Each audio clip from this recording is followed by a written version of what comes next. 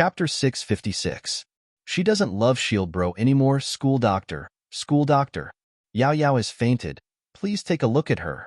Yushu's tone had changed as well. It wasn't her usual cute tone anymore, but it sounded a little hoarse now. Yushu carried Ming Yao into the sick bay and was just about to place her on the bed when she realized that there were already a few students lying on the bed. There were also a lot of teachers and students in the sick bay as well, and it seemed like something had happened. Another one? The school doctor frowned when he saw Yushu carrying Ming Yao in, cold sweat forming on his forehead. Why are there so many people? Why isn't the ambulance here yet? The school doctor didn't know what to do with the students fainting one after another. He couldn't tell what caused the fainting at all, and all the students had the same symptoms.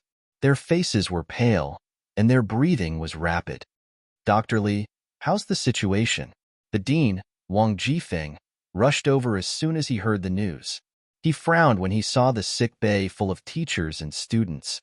Teachers and students who are not involved, please leave. Don't squeeze in here. The air is bad. Wang Jifeng's words were very effective. Be it the teachers or the students, they all left the sick bay obediently. But since the people inside were their classmates or good friends, the teachers and students didn't want to go too far. They lingered in the corridors, not willing to leave. But there was one person who didn't leave. Yushu was still hugging Ming Yao tightly, sitting at the corner of the bed. Wang Jifeng knew her, and naturally, he wouldn't chase her away. But when he saw Ming Yao in her arms, he was shocked. Wasn't this the chairman's daughter? She fainted as well? Wang Jifeng was sweating profusely. He didn't have time to ask and quickly called the principal, Ding Binggong, to report the situation. Principal Ding, where are you? More than 10 students from the school are unconscious, including Chairman Chu's daughter, Ming Yao. Jifeng couldn't handle the situation, so he called Binggong.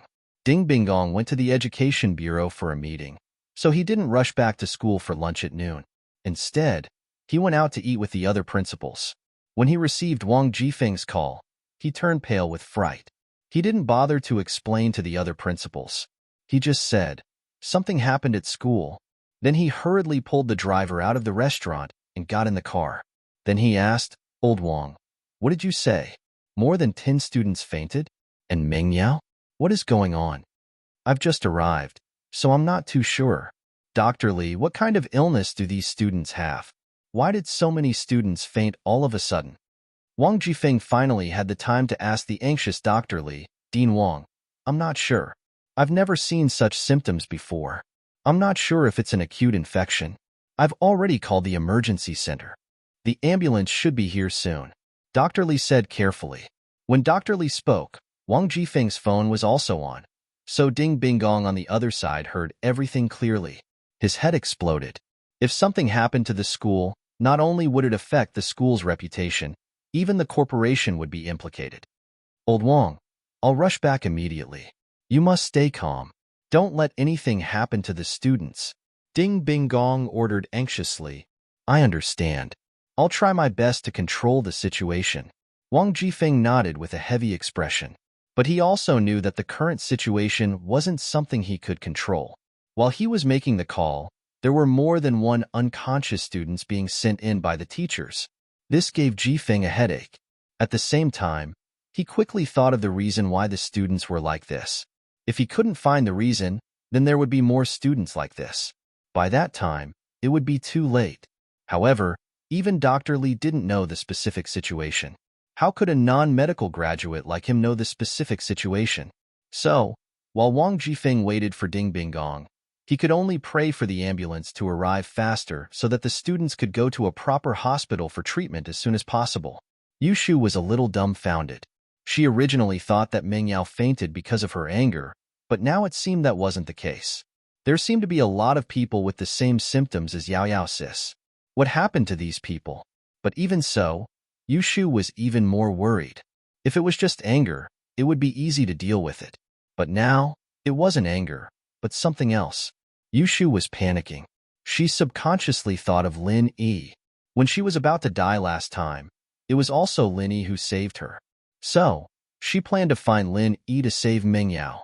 Yushu quickly took out her phone and called Lin Yi. But after waiting for a long time, the phone automatically hung up. Linny didn't pick up. Yushu called again, and it was the same. No one picked up. Damn shield bro, where did you go? If anything happens to Yao Yao sis, I'll never like you again. I won't forgive you for the rest of my life. Yushu said to herself angrily. While waiting for the ambulance, a few more students were sent to the school sick bay. Up until now, there were a total of 28 students waiting for the ambulance to send them to the hospital. During this time, Dr. Lee made a few more calls, urging the emergency center to send more ambulances. At the same time, he also asked them to send more ambulances. At least 7 to 8 ambulances were needed to transport these students. However, in the following time, until the first class in the afternoon, no more students were sent to the school sick bay. It seemed that this round of fainting had stopped temporarily. This made Jifeng and Dr. Lee let out a sigh of relief. Ding Bingong arrived at the school almost at the same time as the ambulance. The students were carried into the ambulance one by one. Naturally, Yushu didn't want to leave Ming Yao alone. She accompanied Ming Yao to the ambulance.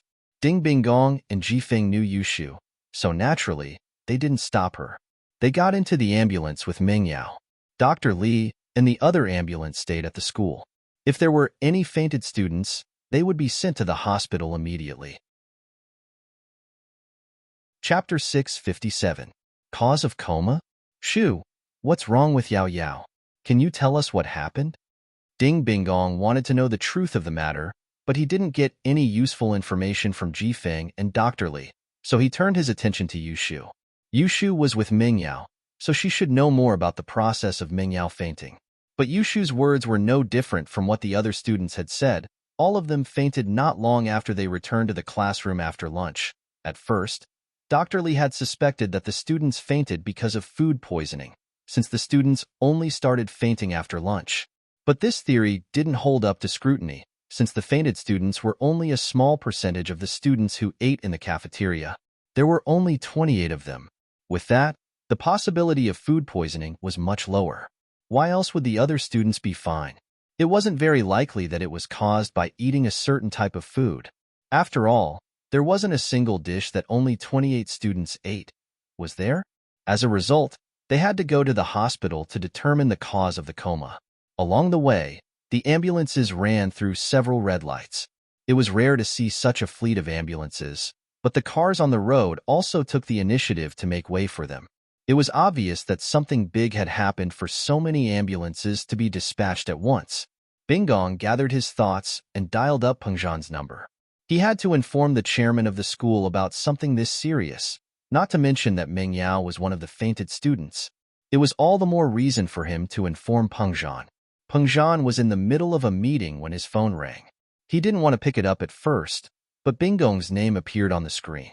He didn't really want to pick it up, but Bingong didn't usually call him unless he came to the company to report on his work every week. If it wasn't business, then it had to be something that happened to Ming Yao, Yushu, or Lin Yi. That was why he would call him personally. At that thought, Pengzhan gestured for everyone to wait before picking up the phone. Headmaster Ding, what's up? I'm in the middle of a meeting. Pengzhan's words were very clear. If Bingong didn't have anything important to attend to, they could fight later. Chairman Chu, something has happened to the school. Bingong said solemnly. 28 students fainted for unknown reasons during lunch break, and Ming Yao was one of them. What? Pengzhan stood up subconsciously in shock. The news about Ding Bingong was already shocking enough. More than 20 students fainted at the same time. Such a big incident had never happened since the school was founded. If it wasn't handled well, the reputation of the school and even the reputation of the corporation would be severely affected. What worried Pengzhan the most was his daughter Ming Yao's safety. Ming Yao was a part of his life, and now that Ming Yao had fainted, how could he have the mood to continue the meeting? He waved his hand, indicating that the meeting could be adjourned. The meeting is adjourned. Li Fu, come with me for a moment. Yes, Mr. Chu. Li Fu nodded and followed Pengzhan into the meeting room. As Pengzhan's confidant, he could naturally tell that something was wrong with Pengzhan's emotions. Something must have happened to him. In Pengzhan Industries, Chu Pengzhan's words carried enormous weight, and no one dared to say anything against him. Guanghua and Gubong's resignation was still fresh in their minds, so how could the new shareholders not be treading on thin ice? Seeing that Peng Zhan had something to attend to, they didn't dare ask any questions. They only left the meeting room and returned to their offices after Peng Zhan had left. Peng Zhan, on the other hand, frowned as he held the phone in his hand. Is Yao Yao all right? Is she in danger? I'm not sure yet, Mr. Chu. We're about to reach the hospital. It's only a few minutes' drive away. Bing Gong said. All right, which hospital? I'll be there right away. Peng Zhan was panicking, but there was nothing he could do. At the Second People's Hospital, Bing Gong said. The best hospitals in the city were the First People's Hospital and the Second People's Hospital. However, the First People's Hospital had been established for a long time. So many people had higher recognition of it than the Second People's Hospital. However, the Second People's Hospital was also a branch of the First People's Hospital. After Guan Xuemin's son's Ming Yang Medical Group invested in it, it was established as the Second People's Hospital. The doctors here were also from the First People's Hospital, and the medical facilities were also the latest. Many young people began to recognize the Second People's Hospital. The First People's Hospital couldn't send 7 or 8 ambulances at once, so the Second People's Hospital went to the school to pick up the unconscious students. All right, I understand. Peng Zhan hung up the phone and said to Faubert, Go to the Second People's Hospital. Yao Yao fainted, and there are a total of 28 students who fainted for unknown reasons. We'll be there right away. All right, Mr. Chu. Faubert heard that Ming Yao fainted as well. He quickly started the car and rushed to the Second People's Hospital. 5 minutes later, the ambulances stopped at the entrance of the Second People's Hospital. There were already medical staff waiting at the entrance, and they pushed the unconscious students to the emergency room one by one. Yushu sent Ming Yao to the emergency room. It wasn't until the doctor told her that the patient's family could only wait outside that Yushu let go of Meng Yao's hand reluctantly. Yao Yao sis, you have to hold on. Bing Gong, Jifeng, and Yushu waited at the entrance of the emergency room, anxiously waiting for the results. Principal Ding, Dean Wang, Shu. Peng Zhan rushed to the hospital quickly and saw the 3 people outside the emergency room. He strode over, and Faubert accompanied Peng Zhan anxiously at the side. Mr. Chu, Uncle Chu, Bing Gong, Jifeng, and Yushu called out at the same time. Bing Gong smiled bitterly and said to Peng Zhan, They're all in the emergency room. We don't know the results yet. Peng Zhan nodded, and his face was also anxious. How's the school? We have to be stable. Don't let the students panic. Chapter 658. A heated argument. We still have to inform them of this. Peng Zhan sighed. Don't push the responsibility away. If it's really the school's fault, then we have to give the parents an explanation. Even if it's not the school's fault, we have to do our best to save the students. The medical fees will be covered by the company. All right, Dean Wang, I'll leave this to you to communicate with the parents. Make sure not to escalate the conflict and maintain the school's reputation as much as possible. Bing Gong instructed Jifeng. All right, Headmaster Ding. I'll do that right away. Jifeng nodded and started calling the school staff to compile the files of the fainted students. Soon, the parents of the students who got the news rushed to the hospital. It was a mess at the entrance of the emergency room. Some parents were still able to ask about their children's situation normally, but some parents directly shouted, What's wrong with my child? He was fine when he was sent to your school. Why did he faint? What did you do? If anything happens to my child, I'll tear down your school. Who's the headmaster? How is your school run? Why did my child faint when he was there? Everyone, stop arguing. This is a hospital, and your children are in the emergency room. What if you interrupt the doctors? Bing Gong and Jifeng looked at the parents helplessly. You even know that our children are in the emergency room? What kind of headmaster are you? A student fainted in the school. What are you guys thinking? What the hell are you guys doing? A middle-aged woman pointed at Bing Gong and scolded. That's right. Have our students been treated unfairly? Did they faint because of corporal punishment? We want to know the truth. Another parent shouted, The truth, the truth, the truth. We want the truth. The other parents also shouted. Since they were going to make a scene, they were going to make a scene together. For the sake of their children, these parents were not afraid to fight to the death with the school. Peng Zhan frowned. The situation was getting heated up, so he walked over himself and gestured for the parents to calm down. Everyone quiet. I'm the chairman of Pengjan Industries. Pengjan, you're the chairman? You want us to calm down? Can you calm down? It's not your child inside. Of course you're not worried. The middle-aged woman interrupted Pengjan before he could finish. That's right. You're the chairman of the board. How precious are you? Your children are all princesses and young masters. Our children can't do it. They can't even faint in school. Another parent also teased. Although I'm the chairman of Pengjan Industries and the director of the school, I feel the same as all of you.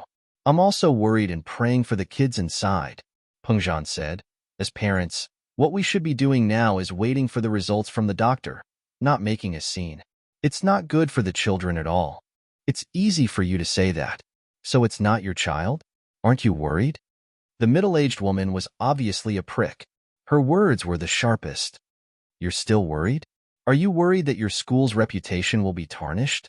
Yeah, you're worried about the school's reputation, right? The other parents also said. Everyone, you've misunderstood. I've already said that I'm the same as all of you. I'm standing here as a parent.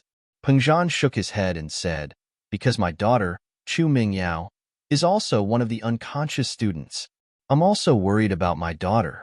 As for the corporal punishment you're talking about, it's all nonsense. Do you think that Principal Bingong can still stand here and talk to you after punishing my daughter? He would have been expelled by me a long time ago. Pengjan's words stunned all the parents. They never would have thought that Pengjan's daughter was also one of the unconscious students.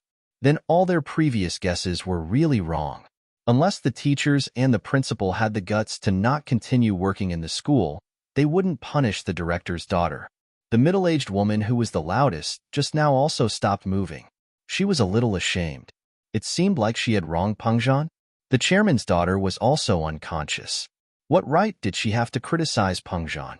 They were just parents who were worried about their children.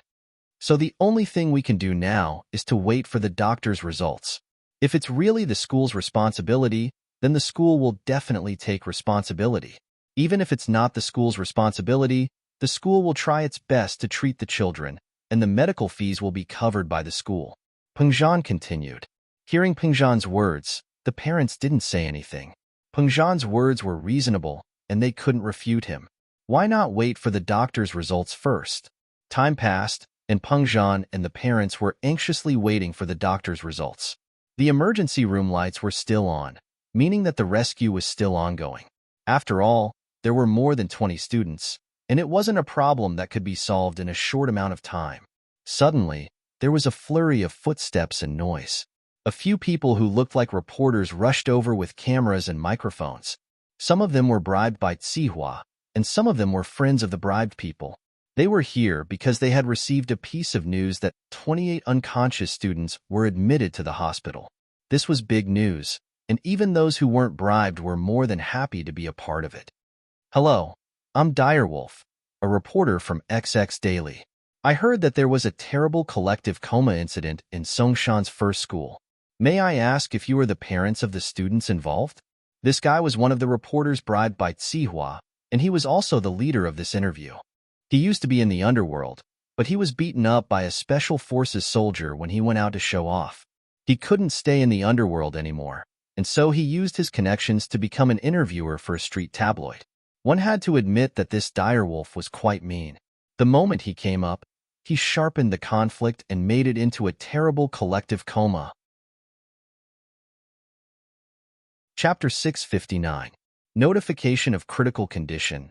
Could it be that someone leaked the news? Or was there someone in the school who hated him and wanted to make a big deal out of this? Or was there something else going on? But it didn't matter who called these people over. Pengjan had to think of a way to deal with them.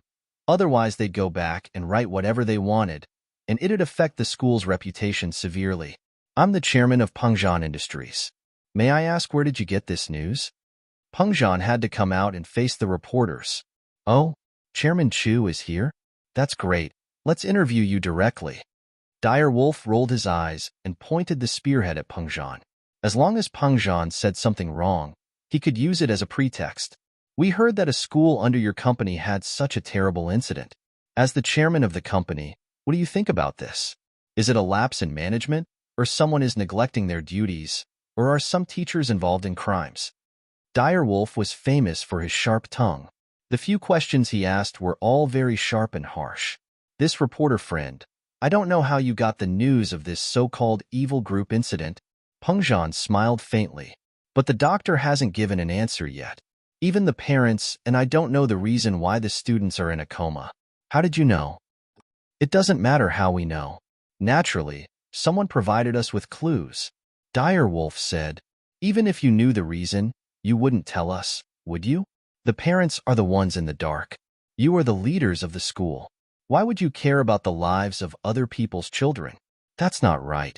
Chairman Chu's daughter is also one of the students in a coma. How can you say that he doesn't care? The middle-aged woman didn't have any ulterior motives.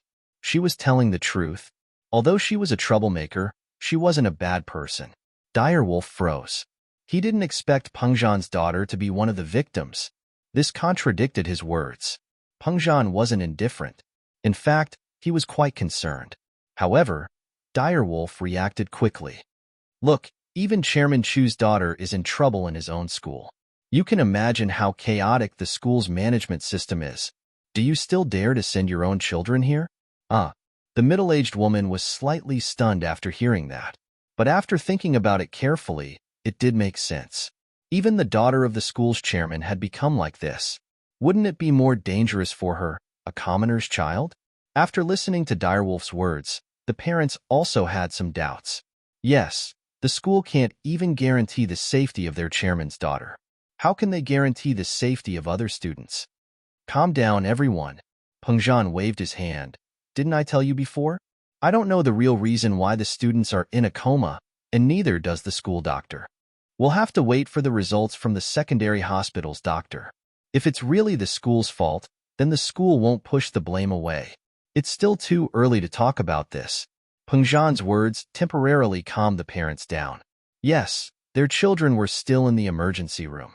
It was still too early to get angry before the cause was clear. Direwolf didn't expect Pengzhan to solve the problem this way. He frowned, but he had taken the 20,000 yuan from Zihua. He was prepared to ruin Pengzhan's school. He couldn't just give up like this. He couldn't just go back and write whatever he wanted. If he did, Pengzhan would definitely sue them for defamation. If he made these parents angry, then it wouldn't be defamation anymore.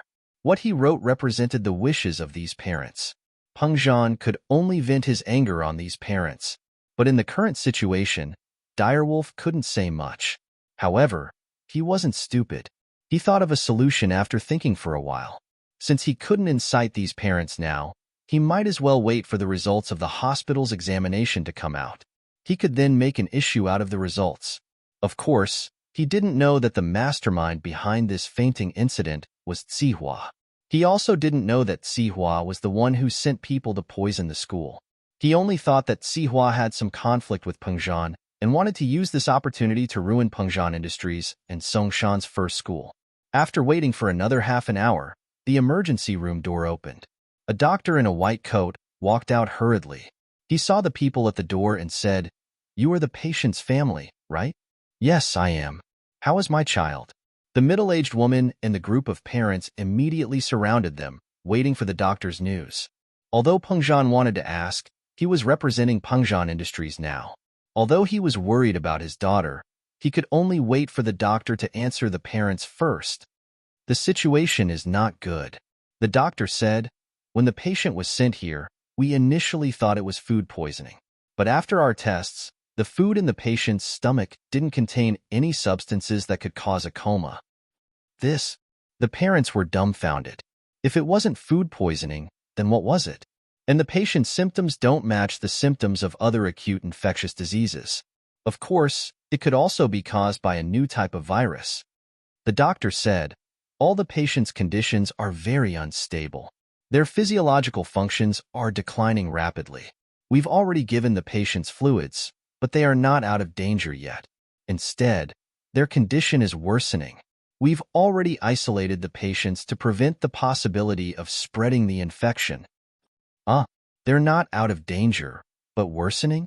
The parents were even more dumbfounded. What was going on? Even the hospital couldn't solve it? Yes, we've already reported it to the higher authorities. We've also notified the experts in the medical field. We'll have a consultation later, but it's hard to say if there's a solution. The doctor said, "These are the notices of critical illness. Please find your child's copy and sign it." Critical illness notice? The parents were completely at a loss. They didn't expect that a coma would become a notice of critical illness. What will happen if we don't sign it? We want to see our children. Another parent asked. Chapter 660. Stay with Yao Yao sis. The parents were in a mess with the notice, and Peng Zhan was dumbfounded. He was no longer thinking about the impact this incident would have on the school. He was worried about his daughter. From Peng Zhan's point of view, his daughter was more important than the company. He could lose the company, and he could always start over. Although he wasn't young anymore, he wasn't an old man either. He could still fight and fight. But if his daughter was gone, everything would be over, and life would lose its meaning. The doctor's words were like thunder. Peng Zhan didn't expect this to happen to Meng Yao. If he could, he would rather be the one who got sick instead of his daughter. While the parents were panicking, the happiest person was Direwolf. He finally thought of a breakthrough. "Everyone look, how dangerous is Songshan's first school? There's an unknown virus. Is it a biochemical base?" Direwolf's voice rang again. Even Chairman Chu's daughter couldn't escape. You can imagine how scary it is. The child fainted, and you can't even find the reason. Think about your child. She was happy and healthy when she went to school in the morning, but a few hours passed. What are you holding in your hands? Notice of critical illness. I'm not saying something unlucky, but there aren't many patients who survived after receiving this notice. This is too scary, especially when they don't even know how they died. The parents heard Direwolf's words, and they regretted sending their children to Songshan's first school. At first, they thought that Songshan's first school was the best school in the city, but they didn't expect their children to step on the road of death. Direwolf was overjoyed, and he quickly asked someone to record this scene with a recording pin and a camera. Although Peng Zhan heard Direwolf's words, he didn't refute it, because his mind wasn't on it anymore. He was worried about Meng Yao's safety, and he didn't have time to care about Direwolf's slandering of the company and the school. However, this allowed Direwolf to seize the opportunity. After a series of videos and incitement, those grieving parents began to criticize the management system of the school. "Yao Yao sis will be fine. I want to see Yao Yao sis. Where is Yao Yao sis? I want to go." Yushu ran towards the emergency room's door abruptly. It was a long and narrow hallway, and at the very end of the emergency room was the infectious disease isolation room. A couple of nurses were spraying disinfectant around the room, and all of them froze when Yushu ran in. "You, what are you doing? You can't come in. This is the infectious disease intensive care unit. Get out of here," the nurse said, startled as she stopped Yushu. But why would Yushu listen? In her mind, there is only one thought, that is to not let anything happen to Yao Yao Jia. Even if something happens to Yao Yao Jia, she must accompany her. As for whether it was contagious or not, she did not care. The doctor at the door was also stunned by Yushu's actions. When he recovered from his shock, he quickly yelled at the door that was pushed open. "Come out. Don't go in. It's dangerous." Yushu didn't listen. She didn't know where she got the strength from, but the two nurses weren't able to stop her. Yushu was already at the end of the corridor, and there was a row of isolation rooms, each with a large glass panel in front of it. Yushu quickly found Meng Yao's isolation room. Ignoring the doctors' and nurses' shouts, she pushed the door open and rushed in. "Yao Yao Jia, Yao Yao Jia, what's wrong with you? Don't scare me." Yushu ran to Meng Yao's side, grabbed her hand, and started crying. With Yushu taking the lead, the rest of the parents also rushed in after a slight hesitation. They found their children's isolation rooms and entered. In this situation, the hospital's nurses and doctors could only smile bitterly. They couldn't do anything about it. In fact, they understood these people's actions. They were worried about their children's safety. They didn't care whether it was contagious or not. "Since you guys have entered, before the isolation is lifted, you can only stay in the hospital." The doctor stood in the corridor helplessly and shouted, "Your movement is temporarily restricted." The parents didn't care. They wanted to stay by their children's side. Even if they were asked to leave now, they wouldn't leave. Peng Zhan and Faubert followed. Peng Zhan entered Meng Yao's isolation room, and Faubert followed without hesitation. This also showed how loyal Faubert was to Peng Zhan. He was actually willing to risk his own life. Yao Yao. Miss Chu. Peng Zhan and Faubert rushed to Meng Yao's bedside. Seeing Yushu holding Meng Yao's hand and crying, Peng Zhan sighed. Yao Yao and Shu grew up together. They were very close. They weren't biological sisters, but they were closer than biological sisters. If anything happened to Yao Yao, Shu wouldn't feel better than him. She might not even be able to take it. Meng Yao's face was very pale, without a trace of blood. There were a lot of wires connected to her body. Although Peng Zhan couldn't understand the numbers on the screen, it couldn't be good. Shu, you should stay away from Yao Yao. Don't let her get infected. As a senior, Peng Zhan naturally had to remind Yushu. Otherwise, if Yushu really got infected, he would be sorry to Yushu's parents. No, I don't want to leave. I want to stay with Yao Yao sis. Yushu shook her head. I want to wait for Yao Yao sis to wake up. Peng Zhan saw Yushu's determination. He didn't insist. Direwolf and the reporters saw that the parents entered the emergency room. They looked at each other. Those parents dared to go in, but they didn't. This infectious disease was not a joke. If he was not careful and got infected, wouldn't that be the end of him? But Direwolf was the leader, and more or less gave them some benefits, so it wasn't good to leave immediately. So he suggested, Wolf bro, why don't you go in and interview them? We'll wait here? Forget it. Let's go. Direwolf was also a person who was afraid of death. How could he risk his life for 20,000 yuan? Shaking his head, he brought these people back. The current material was enough.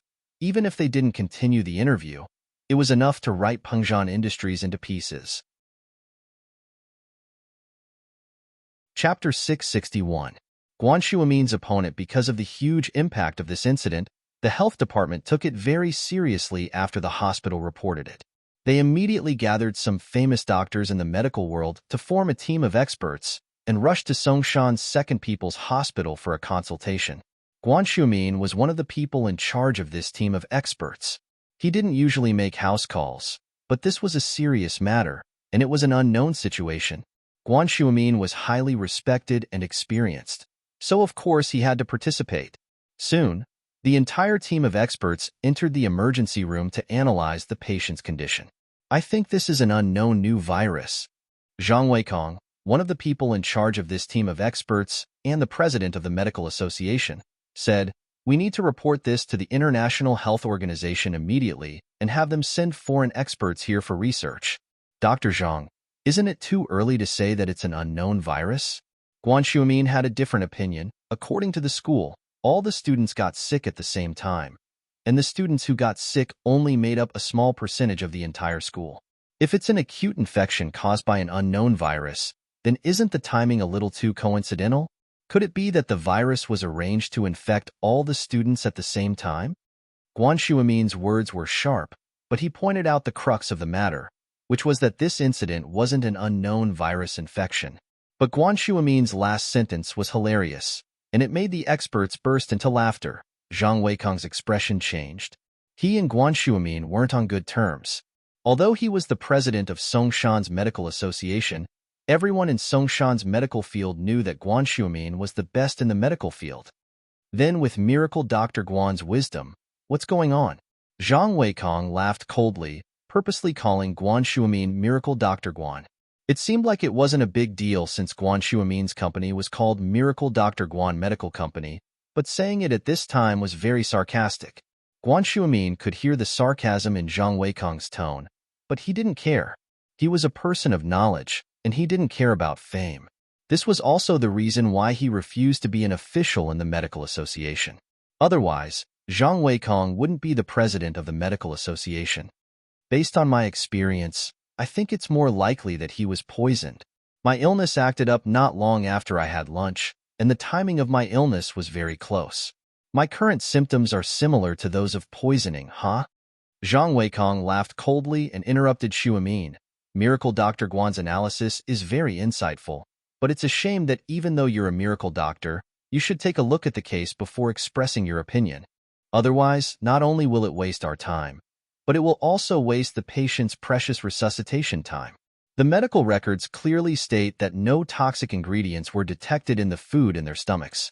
May I ask how they got food poisoning? That's not surprising.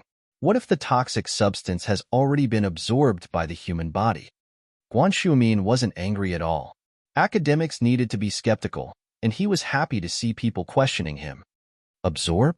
You mean, the patient only absorbed the poisonous substances and left the non-poisonous food in his stomach?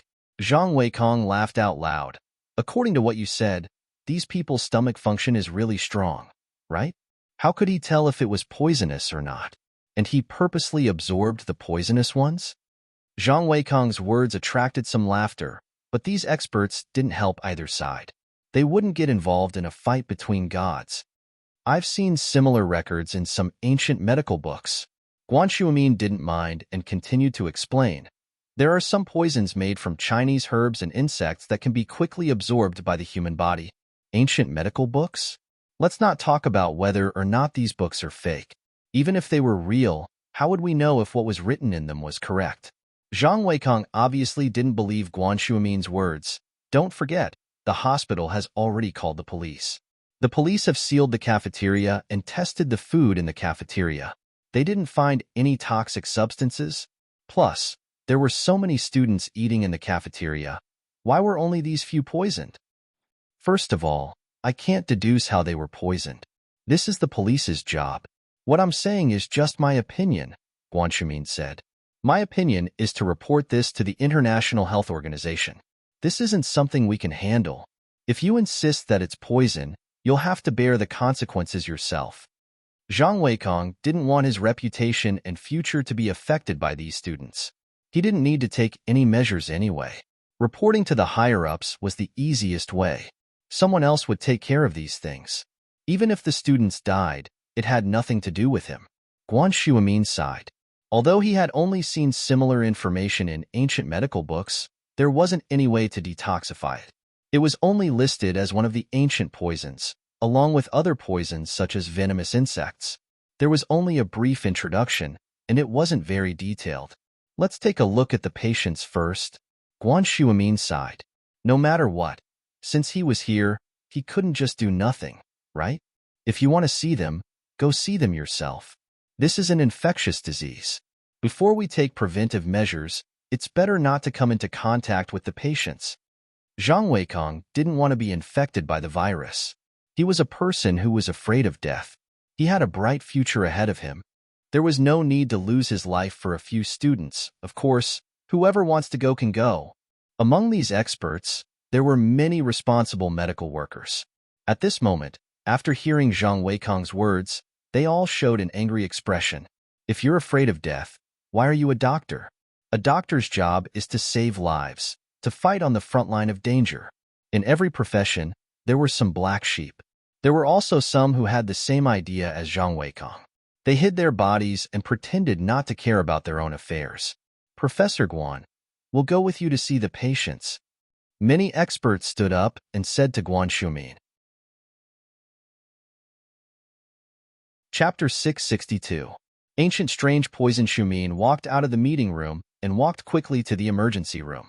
He was recognized by the doctors as soon as he reached the emergency room. Shuimin had a high reputation in Songshan's medical field, and some of these doctors were his students. Naturally, they were more respectful when they saw Shuimin. Professor Guan, you're here. Dr. Sun, who was in charge of the emergency room, was also Shuimin's student. He quickly welcomed Shuimin. Are you going to do a house visit? Yeah, I'll take a look. Shuimin nodded. Bring me there? Dr. Sun hesitated. If it was an acute infection, it would be very dangerous for Shuimin to go there. But he knew Shuimin's personality. He didn't care about life and death, so he only hesitated for a moment before bringing Shuimin to the isolation room. Among the parents, someone recognized Shuimin and shouted, Miracle Dr. Guan is here. My child can be saved. What? Miracle Dr. Guan? Which Miracle Dr. Guan? Of course it's Guan Shuimin, Miracle Dr. Guan. Miracle Dr. Guan's medical company has been very famous recently. I heard that there are 2 special medicines that are going to hit the market soon. The parents were overjoyed when they heard that it was Shuimin. Shuimin's reputation was well known, and he had the title of Miracle Doctor. If he was here, then their children would definitely have hope. So all the parents rushed out and pulled Shuimin, Miracle Dr. Guan. Please take a look at my child. Let my child take a look first, I beg you. Let my child take a look first. My family only has one son in 3 generations. Let my child take a look, I beg you. I'm begging you. I only have one daughter, and her mother died giving birth to her. I can't lose her. The parents were in a mess again. They all wanted Xuemin to treat their children first. Pengzhan could see everything clearly from the isolation room, but he didn't want to get involved. He was worried about Mingyao's safety, but the other parents were worried about their children as well. He was the chairman of the school, so how could he compete? Moreover, as long as the cause of the illness was found, it would be easy to treat it. Dr. Sun felt a headache when he saw the parents, but he said, "Everyone, please be quiet. You will only waste precious time like this. Let Professor Guan choose which room he wants to go to. As long as we find the cause of one disease, we can start to treat them in batches." Dr. Sun's words woke the parents up. They stopped talking and waited for Guan Xuemin to make his choice. Guan Xuemin didn't look at the expectant gazes of these parents. Instead, he casually walked into an isolation room closest to him. 2 of the parents were instantly overjoyed. Obviously, they were the parents of the children in the ward. Guan Xuemin ignored these people and went to the unconscious student's side. Soon, he was in the zone. 10 minutes later, Guan Xuemin shook his head. The patient's pulse was very weak, which meant that the patient's physiological functions were weakening. The patient's vital signs were also very weak. If this continued, the patient would die by tomorrow at the latest. But there was nothing Guan Xuemin could do. This kind of weakness was similar to an old man at the end of his life. It was as if he had used up all of his life force and was walking towards the end of his life. Theoretically speaking, there was no way to save him. But the patient was only a child in his teens. He wasn't an old man at all. It was very strange for this to happen. Nothing had happened before. Suddenly, he became like this. If he wasn't poisoned, then what was it? Guan Xuemin's heart was even more determined. As for the so-called bacterial infection, Guan Xuemin didn't really believe it. It was just a possibility. Poisoned. 1,000-year-old poison. Did such a poison really exist? If it did, how did these children get poisoned? Who was the culprit? Was it unintentional or intentional? Guan Xuemin couldn't figure it out. At this moment, he was trying his best to recall the ancient book that he had read. He wanted to recall the antidote from it, but helplessly, Guan Xuemin couldn't think of a similar explanation no matter how hard he racked his brain. Did he really have to give up? There were 28 children here. Guan Xuemin really didn't want to see them die just like that. Suddenly, a person appeared in Guan Xuemin's mind. Guan Xuemin took out his phone and dialed a number. At this moment, he could only ask for help. Other than that, there was no other way. Lin Yi took his clothes and phone and left Jiang Wen's kidney trafficking company headquarters. Jiang Wen's headquarters was in the suburbs. Usually, there weren't many cars passing by here. If Lin Yi wanted to go back to school, he could only walk to the bus station near the suburbs and take a taxi or bus. While waiting for the taxi, Lin Yi took out his phone to check the time. He realized that there were a few missed calls. Lin Yi suddenly remembered that before he pretended to be unconscious, Lin Yi set his phone to vibrate so that Jiang Wen wouldn't take the call out. He forgot to turn it back after he left the kidney trafficking company. He checked the caller ID and realized that they were all from Yushu. Lin Yi didn't know why Yushu was looking for him. There were more than 10 calls. Could it be that the miss was looking for him? Lin Yi's heart skipped a beat as he recalled the fight between Meng Yao and Tang Yun. Could it be that the miss and Tang Yun were fighting again? Thinking about this, Lin Yi quickly called back. The sudden ringing shocked Yushu. Pengzhan and Faubert were also shocked. Meng Yao took out her phone and looked at the caller ID. It was Lin Yi. She quickly picked up the phone. "Shield bro, where did you go? Why didn't you pick up? Yao Yao sis is going to die soon. Sob sob sob, you didn't pick up my calls. I've decided not to be with you anymore." Meng Yao was going to die? Lin Yi was shocked. Meng Yao was still fine when he left. He had only left for a few hours and Meng Yao was going to die? What had happened in the middle of this? "Shoo, don't panic. What happened to Yao Yao? Where are you guys?" Lin Yi asked. "We are in the emergency room of Songshan's second hospital. Come quickly, Shield bro. If Yao Yao sis dies, I don't want to live anymore." Yushu was panicking, but the fact that she could contact Lin Yi gave her some hope. In Yushu's mind, Shield Bro seemed to be able to do anything. Chapter 663. Speed car okay. Yushu knew that explaining the situation to Lin Yi would save them some time, and so she told Lin Yi about what happened in the cafeteria. Lin Yi, on the other hand, frowned after listening to Yushu's story. Mengyao just fainted out of nowhere. Lin Yi couldn't make a judgment based on Yushu's words, so he decided to go to the hospital first. Sir, can you please drive faster? Lin Yi was worried about the Miss's safety. Living with the Miss every day made Lin Yi develop some feelings for the Miss. Although Lin Yi's master and old Lin had trained him to be a little cold-blooded, he wasn't a plant or a tree. Mengyao wasn't just his employer. Lin Yi saw her as a friend. Otherwise, Lin Yi wouldn't be in such a rush. He was Mengyao's follower, but he wasn't her personal doctor. Peng Zhan didn't tell him that he was obligated to take care of Mengyao's illness. But the situation was different. Lin Yi was worried about the Miss from the bottom of his heart, so he urged the driver to go faster. They were still quite a distance away from Songshan Songshan Hospital, and it would take at least an hour at their current speed. Kid, this car of mine is 5 years old, and it's not working well anymore. It's dangerous to drive fast, and I don't dare to drive fast. The driver smiled bitterly. I know you're in a rush to get to the hospital, so how about this? I'll drive to a place with more cars, and you can switch to another car? As for the fare, it's up to you whether you want to pay or not. Lin Yi couldn't help but shake his head at the driver's words. They were still quite a distance away from the city, and Lin Yi couldn't wait any longer. Let me drive. I'll pay you the fare, and I'll pay you an extra 500. Lin Yi took out his wallet and counted out 700 kuai, putting it on the dashboard. It was about 200 kuai to get to the hospital from here, so 700 was already a lot for Lin Yi. The driver hesitated for a moment before asking, Young man, do you have a driver's license? Yes. Lin Yi took out his driver's license from his wallet and showed it to the driver. Okay, then you drive. The driver gladly took the 700 yuan and parked the car on the side of the road. It was Lin Yi's turn to drive. The driver was also very clear. Even if Lin Yi's way of driving wasted some gas, the money would be enough. Even the money for the violation of the law was included, so why not? After Lin Yi got in the car, he started the car, put it in gear, and released the clutch in one go. After the car rushed out, the next thing he did was to constantly change gears and accelerate. Lin Yi's driving style gave the driver a shock. How long had it been? Lin Yi had already put it in gear 5, and he kept stepping on the accelerator. The car was like a runaway horse that was galloping. Although this was a suburban road, and there were no cars, the speed limit here was 80 kilometers per hour. If there was a speed camera recording of Lin Yi driving like this, he would have been recorded. Fortunately, there were no cameras on this road, however.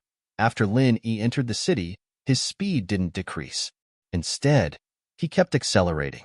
Seeing that there were more and more cars, the driver quickly said, Young man, slow down. It's dangerous. Besides, there is a post in front. There are policemen. You won't be able to hit them, Lin Yi said faintly. He was still accelerating. The car was like an afterimage, shuttling through the traffic nimbly. As soon as Lin Yi finished speaking, the car completed a drift, and the driver was so scared that his heart almost exploded. Drift? It can't be, right? I usually only see it on TV. I didn't expect my broken car to be able to drift. Was this guy a professional racer? As he was thinking, police sirens came from all around the car. Evidently, the surveillance center saw something strange here and sent people to intercept him. Young man, the police are here. Stop the car. The driver was so scared that he quickly said. He was done for. Wouldn't the car be impounded? This 700 RMB wasn't even enough to pay the fine. Lin Yi frowned slightly. He didn't expect the police to react so quickly. They locked onto his location in such a short amount of time. Lin Yi had no choice but to call Lingshan. Fortunately, Lingshan wasn't in the headquarters of the kidney trafficking organization, and her phone had signal. Lin Yi dialed her number. Hello? Lingshan? Lin Yi didn't wait for her to speak and said directly, My car is being targeted by the police. I need to go to the hospital to save someone. Inform them to pull back. Lingshan received the call from Lin Yi. She thought that Linny was calling to ask if he had destroyed the kidney trafficking organization's HQ. She didn't expect it to be something else. But this time, Lingshan didn't feel angry at Lin Yi's order. She didn't ask much and only asked, "What's your car number?" "What's your car number?" Lin Yi asked the driver. Song at 8224. The driver was shocked. This guy knew Lingshan? Actually, the driver shouldn't know the name Lingshan based on his profession. But when he listened to the news on the radio, he heard about the new captain of the criminal investigation team, Lingshan, solving the bank robbery case and capturing the bank robbers. That was why he had an impression. A while ago, she caught another criminal, and this made the driver feel that this captain of the criminal investigation team was very capable, so he remembered the name. But what he didn't expect was that Lin Yi knew Lingshan, and his tone wasn't polite at all. Who was this guy? Lin Yi didn't have time to think about what the driver was thinking. He told Lingshan the car number directly. Lingshan remembered the car number and called the Traffic Police Command Center. She couldn't just ignore Lin Yi's matter. Besides, Lin Yi had made it very clear that he was going to the hospital to save people. Wait, hospital to save people? Lingshan suddenly remembered the report from her subordinates. There was a mass coma in Songshan's first school, but because she was busy with the kidney trafficking organization case, she sent one of her team leaders to the school to investigate. Could it be that Lin Yi was going to save those poisoned students? Thinking that Lin Yi was also a student of Songshan's first school, and he was hired by Pengzhan, it made sense that he was going to save people. But this wasn't Lingshan's area of responsibility, so she didn't ask much. Suddenly, Lingshan remembered that Lin Yi didn't call her Miss Braindead, but called her by her name. Lingshan's heart skipped a beat for no reason. Was Lin Yi in a hurry and didn't have time to tease her, or did his attitude towards her change? Chapter 664. Just how strong was he? Lin Yi drove past another street, and the sirens of the police cars disappeared. Evidently, they had been notified. The driver was very impressed with Lin Yi, and it wasn't until Lin Yi stopped the car in front of the hospital that the driver came back to his senses. This was a driving god. He looked at the time, 19 minutes. It was a miracle, unbelievable. He never thought that his old car, which cost tens of thousands of kwai for 5 years, had the potential to be a sports car, or even faster than a sports car. Lin Yi's phone rang again when he got out of the car. He'd thought it was Yushu asking if he'd arrived, but it was Shuamin. Lin Yi picked up the phone as he walked into the hospital. "Hello, Grandpa Guan. What's up?" Lin Yi was worried about the Mrs. well-being, and so he remained polite to Guan Shuamin, but he was still a little impatient.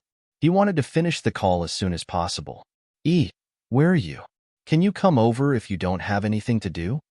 Guan Shuamin could hear the urgency in Lin Yi's voice. Something must have happened to Lin Yi, and it made his heart tighten. If Lin Yi couldn't come, then there was no hope at all. "I'm at Songshan's second hospital. My friend is in trouble, and I'm in a rush. I'm afraid I don't have time." Lin Yi replied quickly. "I'm sorry, Grandpa Guan. I'll call you when I'm done. Okay?" Lin Yi pushed the door open and rushed into the emergency room. A doctor wanted to stop Lin Yi, but who knew that Lin Yi would be so fast? He went in the blink of an eye. Guan Shuamin froze when he heard Lin Yi's word. Lin Yi was at Songshan's second hospital too? Also, why was there an echo when Lin Yi spoke? Guan Shuamin raised his head and saw a figure dashing towards him. Who else could it be but Lin Yi? Lin Yi is here? Could it be that Lin Yi's friend was one of the poison students? Guan Shuamin heaved a sigh of relief when he thought of this possibility. If that was the case, then there was hope for these students.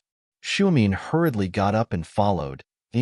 Lin Yi was surprised to hear someone call his name. He listened carefully, and it was still Shuamin's voice. Lin Yi looked at the phone beside his ear. It didn't seem to be coming from the phone, but from behind him. Lin Yi turned around and said in surprise, "Grandpa Guan, why are you here? Is your friend one of the unconscious students?" Guan Shuamin did not answer Lin Yi's question, but asked anxiously. "Oh?" Lin Yi paused for a moment, then understood. "I see. Grandpa Guan, you called me here for the students, right? But it doesn't matter if you know anyone here. I have to go see my friend first. I'm sorry. I'll be there after I'm done." Lin Yi politely stated his standpoint. Shuamin was close to him, But since it wasn't Guan Shumin who had fainted, Lin Yi still had to go see the miss first. Haha, I don't know anyone here. Go see your friend first. We can save them as long as we know the cause of their fainting. I'm just here to treat them. Shumin waved his hand, signaling Lin Yi to calm down and focus on treating his friend. Lin Yi nodded, so Shumin was worried about the student's condition. He had misunderstood him. All right, I'll go see my friend first. Lin Yi nodded and started looking for Meng Yao's room. He didn't walk far before he saw Peng Zhan, Faubert, and Yushu in one of the rooms. This was obviously Meng Yao's isolation room. Lin Yi pushed the door open and walked in. Peng Zhan didn't know much about Lin Yi's medical skills.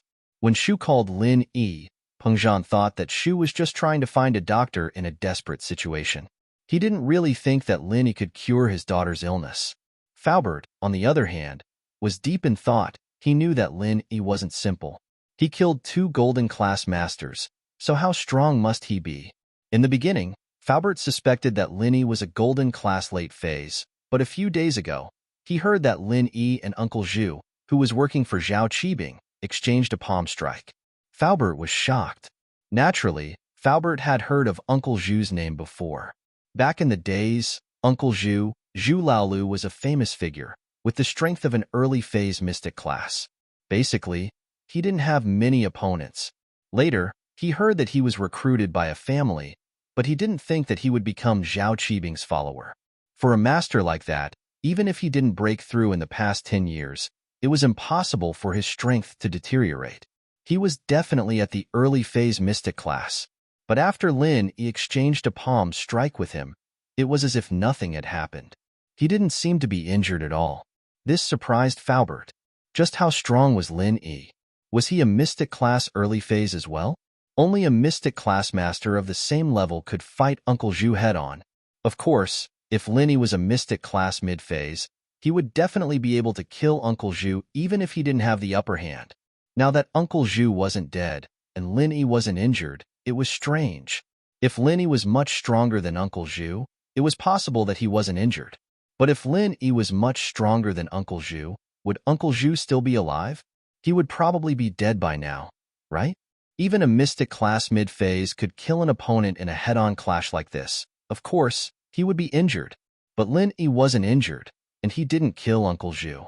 The only possibility was that either Lin Yi didn't use his full strength, or Lin Yi's medical skills were superb, and he healed Uncle Zhu himself.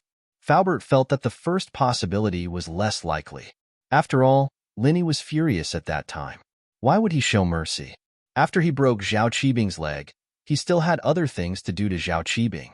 If he didn't care about Uncle Zhu at all, he could still continue to attack Zhao Qibing after killing Uncle Zhu. But Lin Yi didn't do that and chose to leave. Most importantly, Lin Yi was indeed injured that night, and he was treated at Fatty Lai's house. Although Faubert didn't know what happened, and he didn't see how serious Lin Yi's injury was, he could guess that it wasn't light.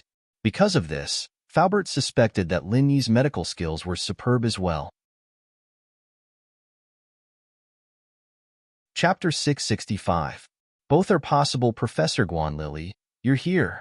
Although Peng Zhan noticed this detail, Lin Yi was still a junior to him, and they were familiar with each other. So he put Shuamin before him. I came with Lil Yi to see if he can.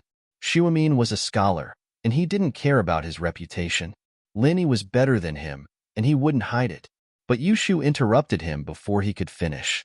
Shield bro, you're finally here. Quick, take a look at Yao Yao. You have to cure her. Yushu looked at Lin Yi as if he was her savior. She grabbed Lin Yi and pulled him to Meng Yao's bedside. Okay. Lin Yi nodded, his face serious as he held Meng Yao's hand and checked her pulse. She was very weak, like an old man on the verge of death. But from Zhao Yazi's perspective, Meng Yao's energy was disappearing at a rapid rate, and the moment it completely disappeared would be the moment her life came to an end. Lin Yi frowned. This situation was very strange, and there were many possibilities for this to happen. First, it could be a physical problem, like a natural disease, but Meng Yao obviously didn't have that. Second, it could be a malignant disease, like cancer, but Meng Yao didn't look like a cancer patient at all. Other than that, there were 2 less common possibilities. First, she was injured by a master, and her internal organs were damaged. That was why her life was disappearing so quickly. Second, it could be poisoning.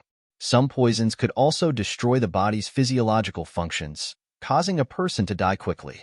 Linny didn't look at the case, and he didn't have the time to do so.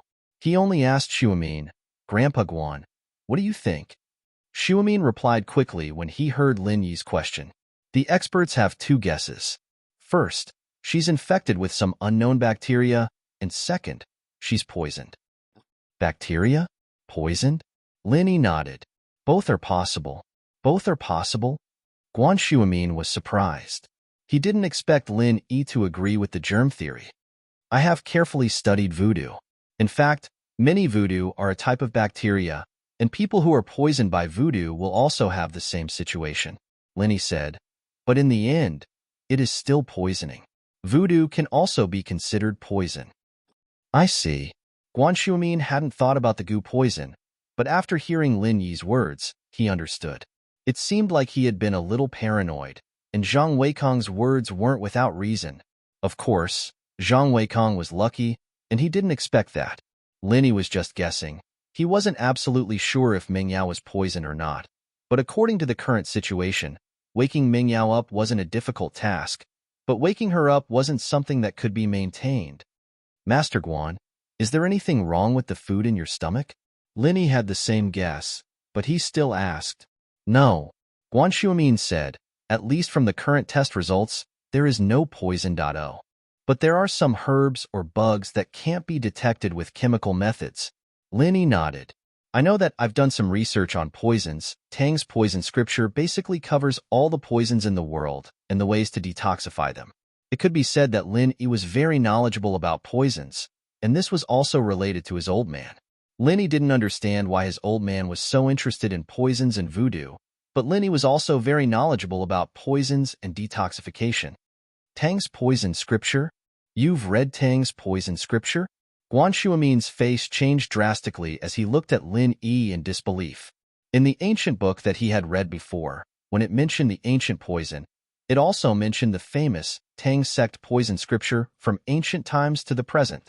Tang's poison scripture, as the name suggested, was one of the secret manuals of the Tang sect. The Tang sect was located in Sichuan, also known as the Tang family fortress. The Tang sect was famous for their poison. However, it had been lost in history and only appeared in some wuxia novels and TV dramas. Whether or not this sect really existed was still unknown. As a result, Guan Shuamin wasn't sure if the Tang sect poison classic mentioned in the ancient book actually existed. This type of ancient medical book was not an orthodox medical literature, but rather an anecdote. The things mentioned in it were all strange things. Some were true, some were false, so there was no way to judge. Yes, Lin Yi nodded. Tang's poison scripture wasn't the only one in his house. There were also many other books related to poison, such as the 5 poison scripture. Guan Shuamin was excited. Could it be that Lin Yi really came from an ancient medical family? Why did he see so many medical books that were lost in history? Of course, Guan Shuamin knew that this wasn't the time to ask about this. He suppressed the excitement in his heart and asked, "Do you have a way to cure her?" As long as she's poisoned, there should be a way. I'll give it a try. Lin Yi didn't make any promises. Although when he left the mountain, old Lin had said that he had already learned 1/3 of his skills, which was enough for him to dominate the martial arts world. Lin Yi wasn't an arrogant person. Who knew if he could cure her? However, Lin Yi wasn't worried about Meng Yao's safety. As long as he kept transferring pure energy into her body, the energy that Zhao Yazi mentioned, he could keep her alive indefinitely. Even if he couldn't cure her, he could still bring her to old Lin and save her. Although old Lin kept bragging about being the world's #1 miracle doctor, Lin Yi knew that old Lin had the ability to do so. He, on the other hand, was still one level lower. Lin Yi silently channeled the art of dragon mastery and transferred the energy into Meng Yao's body. Fortunately, Meng Yao's body wasn't like Xiao Xiao's, a bottomless pit that sucked Lin Yi dry, even causing him to lose a level. Meng Yao was a normal person, so the amount of energy she needed was very little. To Lin Yi, it was nothing more than a drop in the ocean. Lin Yi let out a breath of relief. If Meng Yao had really sucked all his energy dry like Xiao Xiao did, then it wouldn't be realistic to extend her life. He needed time to recover, right? Chapter 666. Healed in an instant, Mingyao opened her eyes and looked at Yushu confusedly. She felt as if she had just woken up from a nap, and now she was full of energy and an indescribable sense of comfort. Shu, did I fall asleep? Huh, where is this? Isn't this the classroom? Oh, Yao sis, you're finally awake. That's great. I was worried to death. Yushu didn't answer Meng Yao's question. She held Meng Yao's hand and cheered happily. Oh, oh, Shield Bro is so amazing. I've decided. I'll continue to be with you. With that, Yushu suddenly hugged Lin Yi and kissed him on the cheek. Lin Yi was startled, but he didn't think much of it when he saw the excited Yushu.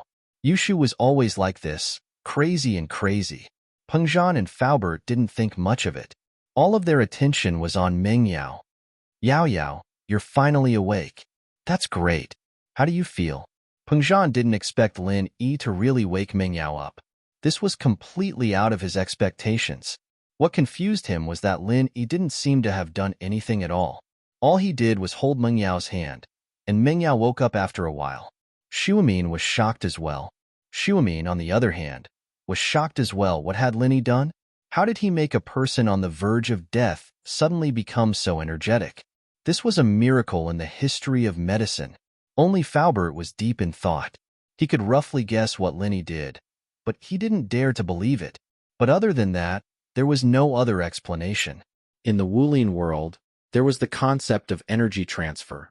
It referred to a person's energy, or qi, being transferred to another person through a special method.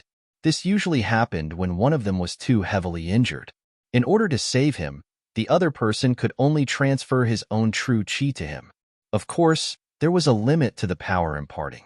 The person imparting the power and the person being imparted had to be practicing the same type of cultivation technique. If the cultivation technique was different, the zhenqi in the body would naturally be different as well. Imparting power imparting rashly would not only fail to save the person, but even the person imparting the power might suffer a backlash. How did Lin Yi do it? Besides, it was one thing if Meng Yao was a practitioner of martial arts. Although the practitioner's qi was different, there were still some similarities. The problem was that Meng Yao was a normal person. How did Lin Yi pass his qi to her? Faubert was really shocked. Of course, he also understood that this kind of thing might involve the secret of the sect. It was taboo for martial artists to ask about the things of their sect. Naturally, Faubert would not ask about it. Even if he was curious, he could only keep it in his heart. I'm fine, and I feel like I'm full of energy. Why am I here? Meng Yao felt strange. Why did she feel like she was lying in the hospital? Dad and Faubert came to see her? Wasn't she in school? Yao sis, we were talking at noon, and then you fainted. I was scared to death, so I sent you to the school's sick bay. A lot of students fainted. Yushu said, don't you remember? I think I remember a little. I was so tired that I fell asleep. Meng Yao recalled the scene, and it seemed like it was true. Yeah. Those doctors even gave you a notice of critical condition. What a mess. Yushu said angrily, I thought I would never see you again. But Shield Bro came and cured you in an instant. Those quacks, I'll scold them later. Haha. Meng Yao saw that Yushu was so worried about her, and her heart warmed. She was just curious about the doctor giving her a notice of critical condition. Naturally, she wouldn't think that those doctors were quacks like Yushu. There must be a reason for them to do this. Perhaps Lin Yi curing her wasn't as simple as Yushu made it out to be. Meng Yao looked at Lin Yi gratefully. Thank you, Lin Yi. It's nothing. Lin Yi smiled bitterly. Meng Yao waking up was only temporary, after all. Lin Yi could feel the energy draining from Meng Yao's body, and the speed could only be described as terrifying.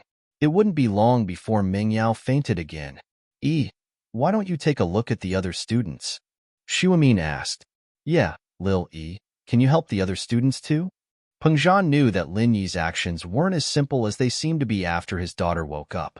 He didn't know if Lin Yi would be willing to go save someone else, and so Pengzhan only used a negotiating tone to ask. The cheers in Meng Yao's room attracted the attention of the parents in the other rooms. When they walked out and saw that Meng Yao had woken up, they rushed into the room. Godly doctor, Please save our child. I beg you. Yeah, miracle doctor. I'm begging you. Please save our children. They didn't see who it was that saved Meng Yao, but they were sure that it was one of the people in the room, so they called him a miracle doctor. The hospital had already issued a notice of critical condition anyways, so who could save a person in such a situation? If not a miracle doctor, then what was? Linny looked at the parents, then at Pengzhan, and immediately understood why Pengzhan wanted him to save the students.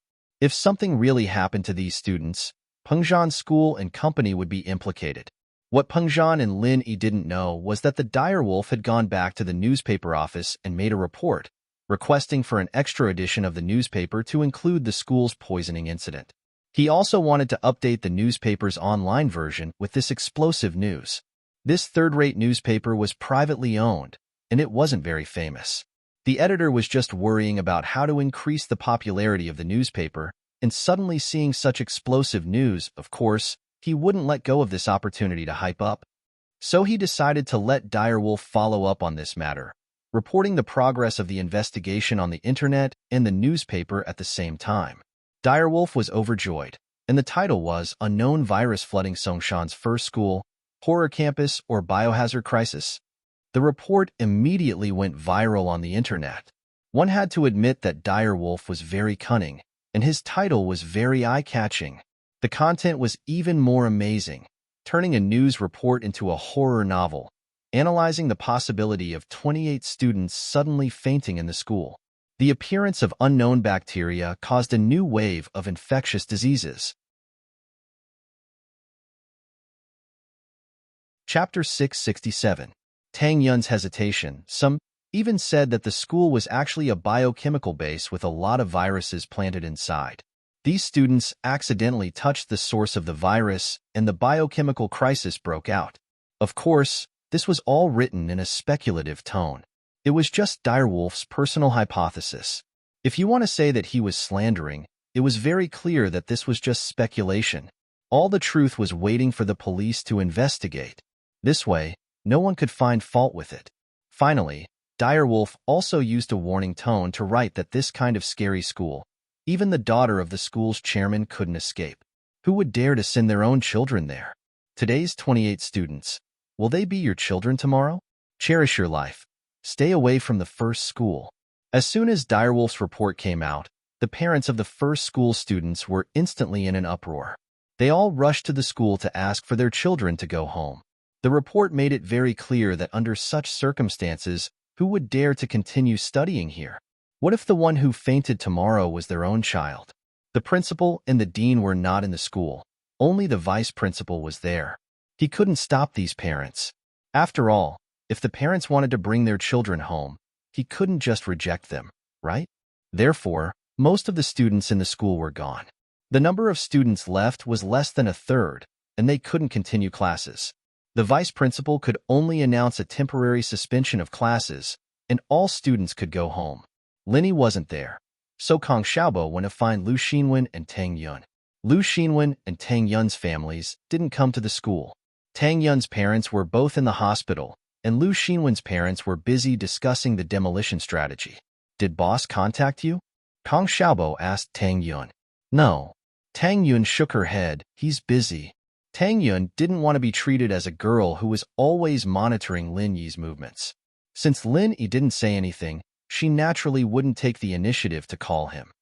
Tang Yun, sis-in-law, do you know? Meng Yao is one of the 28 unconscious students, and the hospital has already sent out a notice of critical condition. I don't think she'll make it past tomorrow. No one will be able to compete with you anymore. Kang Xiaobo said in a low voice.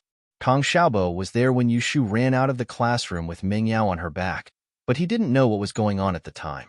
Kang Xiaobo only knew that Meng Yao had fainted after the news spread. Although Meng Yao was beautiful, and Kang Xiaobo didn't want anything to happen to Meng Yao, he was a man with a girlfriend now, and he was on Tang Yun's side. Of course, he didn't want Meng Yao to hurt Tang Yun. If Meng Yao really died, it would be pitiful, but Tang Yun wouldn't be a threat anymore. Is she also unconscious? Tang Yun was stunned after hearing Kang Xiaobo's words. She didn't think that Meng Yao would be one of the unconscious students. Although Tang Yun didn't like Meng Yao, it didn't mean that she wanted Meng Yao to die. She just didn't like Meng Yao's high and mighty attitude. But if something happened to Meng Yao, Tang Yun would still sympathize with her. After all, Meng Yao was only 19. It was the prime of her life. Yeah, I saw it with my own eyes. Sigh. Life is really unpredictable. Kang Xiaobo sighed. Meng Yao was still arguing with Tang Yun in the afternoon, and in the blink of an eye, she was lying in the hospital. Tang Yun was hesitant, really hesitant. When Tang Yun heard that Meng Yao fainted and was admitted to the hospital, her first thought was that Lin Yi was a skilled doctor, and he should have a solution. But asking Lin Yi to treat her rival in love? Tang Yun felt awkward, and she didn't feel comfortable. But she couldn't just leave Meng Yao to die, could she? A rival in love was a rival in love, and she had a fair competition. She didn't have to be afraid of her. She was Lin Yi's girlfriend now, and this was her advantage. She was only Lin Yi's employer. Thinking of this, Tang Yun felt relieved. Should she call Lin Yi? After all, Meng Yao was his employer. Since she knew, how could she just leave Meng Yao to die? Yun, what's wrong? Are you worried about Meng Yao? Lu Xinwen saw Tang Yun's hesitation and couldn't help but ask. Xinwen, I need to tell this to Lin Yi. He has medical skills, and he should be able to cure Meng Yao. I can't just leave her to die, Tang Yun said as she took out her phone. The phone was smashed once, but it wasn't damaged. Only the paint on the back was chipped. Yun, are you stupid? Meng Yao died, and there's no one to compete with you. Why do you still want Lin Yi to treat her? Lu Xinwen looked at Tang Yun strangely. She wanted to touch her forehead to see if she had a fever. Xinwen, this is a different matter. She is competing with me, and I'm not afraid of her. I can't just leave her to die like this. Tang Yun bit her lips. Although she said she wasn't afraid, she was still a little nervous. After all, Meng Yao's appearance wasn't inferior to hers, and she had a good family background. Plus, she said that the pavilion closest to the water enjoys the moonlight first. So, the starting line between the two could be said to be the same. The most important problem was that Meng Yao had Yushu by her side. Yushu wanted to be the second wife, and she even wanted to play 3P. Although Tang Yun was pure, she wasn't completely clueless. She knew what 3P was. She had heard the boys in her class talk about it before, and it seemed to be very attractive to them. She didn't know if Lin Yi would be able to resist the temptation. Hey, look, you don't mean it. Lu Xinwen saw the flicker in Tang Yun's eyes. She shook her head. But do what you want. If you want to fight, then fight. Okay. Tang Yun nodded and dialed Lin Yi's number. Lin Yi looked at the students' parents who rushed in. He didn't know how to explain it to them. Logically speaking, since Peng Zhan had already spoken, Lin Yi naturally wouldn't shirk his responsibility. But at this moment, Lin Yi didn't have a real solution. Lin Yi sighed. Just when he was about to speak, his phone rang. This saved Lin Yi. He looked at Peng Zhan apologetically and picked up the phone. Tang Yun, what's wrong? When Tang Yun had nothing to do, she usually wouldn't call him during the day. Even if she had something to do, it would be through text. Lin Yi, where are you? I heard that Meng Yao fainted and was sent to the hospital. Hurry and save her. Tang Yun gritted her teeth and said. Chapter 668. Can't save her. All right, I'm hanging up. Tang Yun didn't want to say anything else. All right, I got it. Lin Yi smiled. Lin Yi was standing right beside Meng Yao, so she heard everything Lin Yi said. Even she herself was in disbelief. She never thought that Tang Yun would call Lin Yi and ask Lin Yi to save her. Miss felt bad. She was a cold person on the outside but warm on the inside. Even if she was a little arrogant, it was formed after living in a family like this. It wasn't a big problem. She was a kind person. Miss felt guilty when she heard that Tang Yun was worried about her. If she were Tang Yun, would she ask Lin Yi to save her? Would she? She didn't know. In actuality, Meng Yao would have asked Lin Yi to save Jiang Wen as well, just like the first time she met Jiang Wen at the theme park. Meng Yao didn't like Jiang Wen's pursuit of her, but she couldn't just stand by and watch him die when he was acting up. From this point, it could be seen that Tang Yun and Miss had something in common. They were both kind-hearted people. Thank her for me. Miss wanted to thank Tang Yun before Lin Yi hung up, but she couldn't bring herself to say it. She waited until Lin Yi hung up. Okay. Lin Yi nodded. Lin Yi would be happy to see Miss Target Tang Yun less in the future. When Lin Yi was on the phone, the parents didn't dare to disturb him. They had heard from Peng Zhan and Guan Xuemin that the person who saved Meng Yao was this ridiculously young man in front of them. So when Lin Yi hung up, he was surrounded by the parents. "Miracle Doctor, can you please take a look at my child? Don't hesitate to ask for the medical fees. As long as the chairman can afford it, we'll pay for it even if we have to sell everything we have." The parent thought that Lin Yi was a miracle doctor invited by Peng Zhan. "Yeah, please save our children. We won't let you do it for free." Another parent said, "My family runs a company. Although it's not as big as Chairman Chu, we still have millions of assets. As long as you save my child, you can ask for as much as you want."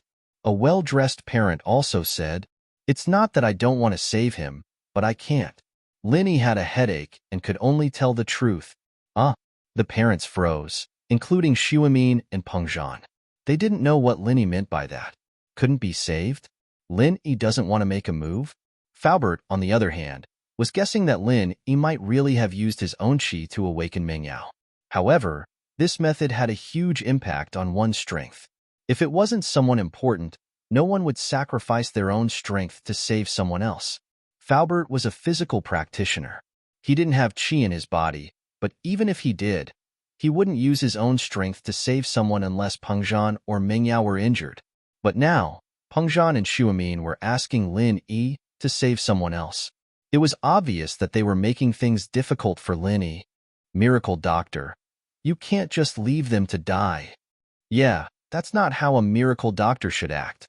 The parents panicked, but they didn't dare to say anything too overboard. After all, Lin Yi didn't have any obligation to save them. They were complimenting Lin Yi, but at the same time, they wanted Lin Yi to save them. "I've said it before, it's not that I'm leaving them to die. It's just that I can't do anything right now." Lin Yi shook his head. "Can't do anything? But you've already saved Chairman Chu's daughter." Yeah, Miracle Doctor. Didn't you already cure Meng Yao?"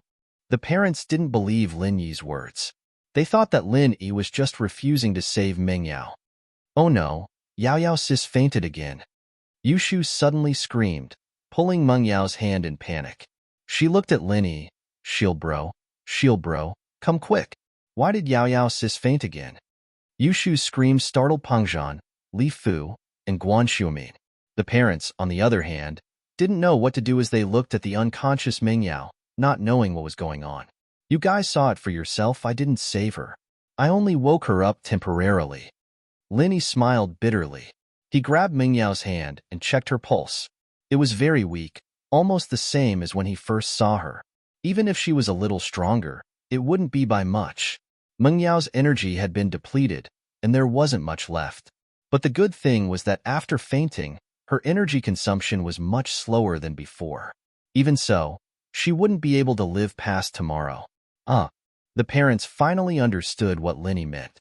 Lin Yi didn't actually cure Meng Yao, he only woke her up. What's going on?" Xuemin and Peng Zhan looked at Lin Yi, not quite sure what was going on. "Shield bro, what do we do now? Why did Yao Yao sis faint again? Is she going to be okay?" Yushu was panicking. "She'll be fine for now, but I still need to think about how to save her. Can you guys please leave?" Lin Yi looked at the parents in the ward and said, "After I find a way to save her, your child's symptoms will naturally be cured." Lin Yi's words made the parents feel more at ease. At least Lin Yi wasn't ignoring them. Since that was the case, they naturally didn't dare to disturb Lin Yi anymore. They quickly left the ward, giving Lin Yi some space to think. Peng Zhan hesitated for a while and said, Should we leave too?" Not for now." Lin Yi shook his head. He was very anxious. Although Lin Yi was quite knowledgeable about poisons and antidotes, he lacked experience. Because of his years of training outside, Lin Yi didn't have much time to learn about poisons and antidotes. He had a body full of theoretical knowledge, but he didn't know where to start. Right now, he didn't know what poison Meng Yao was poisoned with, and he didn't know where the source of the poison came from. He could only start from Meng Yao's body. If he was poisoned, how would the old man treat him? Lin Yi frowned and started thinking about the old man's treatment methods. When he was young, he was bitten by poisonous insects, and his life was in danger. At that time, The old man didn't know where the source of the poison came from, and he couldn't tell what the poison was from the symptoms. Chapter 669. Finally found a way, however, Lin Yi was a little discouraged. Acupuncture was a universal method, but the effect was different depending on the target. He was a practitioner, and his body and willpower were much stronger than a normal person. Hence, he could use acupuncture to expel the poison. The so-called acupuncture to expel poison was to use acupuncture to drive the genuine qi in the whole body, using the genuine qi to force the poison in the body to one place, and finally to expel it from the body through urine. This process was extremely painful, and it was very demanding on the physical fitness of the person being acupuncture. If the person could not withstand the genuine qi, they might die during the process of expelling the poison. Normal people couldn't use this method because the qi in a normal person's body was very small. The difference between a practitioner and a normal person was like heaven and earth. That small amount of qi was not enough to drive the poison in the body. Of course, if it was just a normal poison or a slow poison, it wouldn't be life-threatening. Even if the poison was expelled, it wouldn't require a lot of qi. Acupuncture or massage would be enough to achieve the goal. However, Meng Yao was a normal person, and the poison was fatal. Lin Yi didn't dare to use this method at all. Maybe he could keep injecting energy into Meng Yao's body to prolong her life and bring her to see Old Fart? Old Fart would definitely have a way. Lin Yi suddenly had an idea. Injecting energy into Meng Yao. His energy could be used by Meng Yao. In other words, he could transfer energy into Meng Yao's body while expelling the poison with acupuncture. The qi in Meng Yao's body originated from his body. As long as he continued to transfer energy into her body, she wouldn't run out of qi. Lin Yi was overjoyed. He didn't think that he would have to rely on his own energy in the end. He had to thank Zhao Yazi and Zhao Lao for this. If it wasn't for him, Lin Yi wouldn't have known that his qi was so useful. However, after the happiness, Lin Yi was in a difficult situation. After all, to expel the poison with acupuncture, he had to take off all his clothes. However, Miss wasn't his girlfriend. If it was Tang Yun, it would be fine, but would Miss agree? Besides, it was impossible for him to take off Meng Yao's clothes when she was unconscious. After all, Meng Yao had to cooperate when he was forcing the poison out. Grandpa Guan, could you please tell the hospital to prepare a fully enclosed ward for me? I'm going to perform acupuncture, and I need absolute silence. I can't be disturbed. Lin Yi said to Guan Shuamin after a moment of silence. Firstly, they were afraid of being disturbed, and secondly, they couldn't let anyone see Meng Yao taking off her clothes, so they needed a fully enclosed room. No problem. Guan Shuamin nodded. If Songshan First Hospital was a public-private partnership, then Guan Shuamin's words wouldn't have much influence. However, Songshan Second Hospital was completely privately owned. This meant that his son, Guan Xiaoxiang, was the biggest boss of this hospital. Even the dean had to listen to him. Putting aside his prestige in the medical world, even if he was just a normal person, his words would still carry weight in this hospital. Guan Shuamin immediately called the hospital director. Soon, a ward was cleared out in the emergency room. It was a fully enclosed operating theater. Soon, the medical staff pushed Meng Yao into the surgery room. Peng Zhan, Faubert, and Guan Shuamin didn't follow them in. Although Guan Shuamin wanted to know Lin Yi's acupuncture method, he could only give up the idea after hearing Lin Yi say that he couldn't be disturbed. I want to stay with Yao Yao sis. Yushu didn't want to leave and ran into the surgery room. Shu, don't disturb Lin Yi's acupuncture. Come out now. Peng Zhan knew the relationship between Yushu and his daughter, but he had to show his authority as an elder. He didn't want her to disturb Lin Yi. I won't. Shield bro, are you kicking me out? Yushu looked at Lin Yi pitifully, but her tone was firm. I will stay with Yao Yao sis. You don't have to leave. You can stay and help. Lin Yi didn't have the intention to kick Yushu out. After all, he was going to talk to Meng Yao about acupuncture later. If Meng Yao took it too hard, Yushu would be there to persuade her. Okay, Shield bro is the best. Yushu was happy. She could do something for Yao Yao sis now. Peng Zhan let out a breath of relief after hearing Lin Yi's words. He didn't have to worry about Yushu being Lin Yi's assistant. After all, Yushu would never harm Meng Yao. She would do her best. Lin Yi walked into the surgery room and locked the door from the inside. The room was soundproof, and no one outside could hear what was going on inside. Shield bro, are we going to save Yao Yao sis now? What do you need me to do? Yushu asked urgently. When I do acupuncture later, I need Yao Yao to take off her clothes.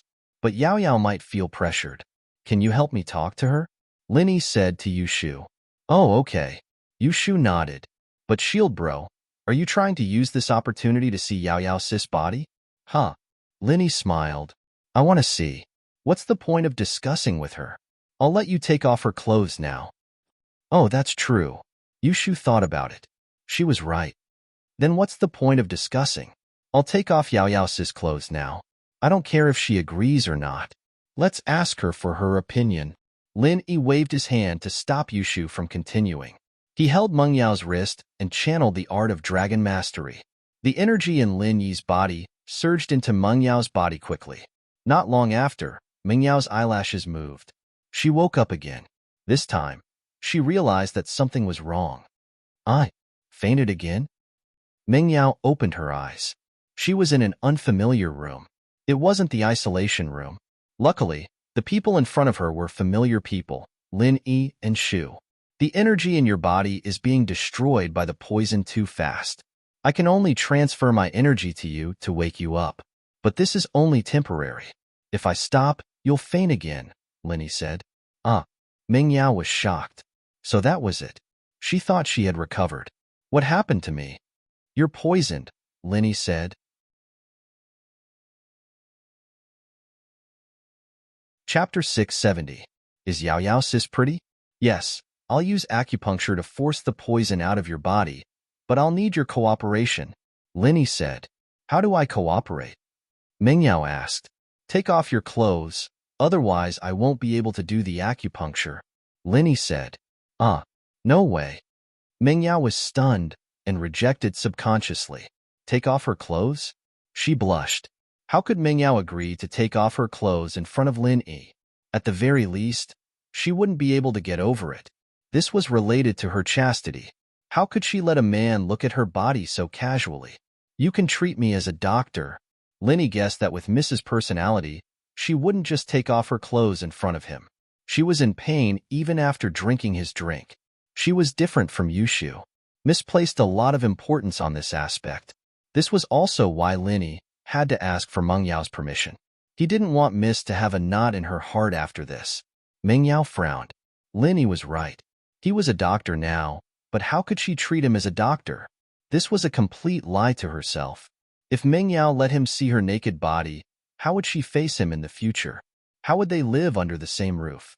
How awkward would that be? Besides, would she still want to get married in the future? Lin Yi was right. Meng Yao was a girl who placed a lot of importance on her body. She wanted to give her future husband a pure body. Lin Yi shrugged and looked at Yushu. He would leave this task to her. After all, Meng Yao would have to wait for a while before she fainted again. Lin Yi didn't say anything. He walked to a chair at the side and sat down, waiting quietly. Yao Yao sis, you have to take off your clothes. Be good, be good.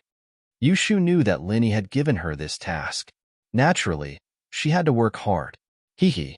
Meng Yao couldn't help but find it funny that Yushu was talking to her like a little adult. She was usually the one telling Yushu to be good and obedient, but today it was the other way around. Shu, do you know that a girl's body can't be seen by a man? It's not that casual. I just want to show it to Shield bro. It's fine. Yushu said. But that won't do either. Only my future husband can see it.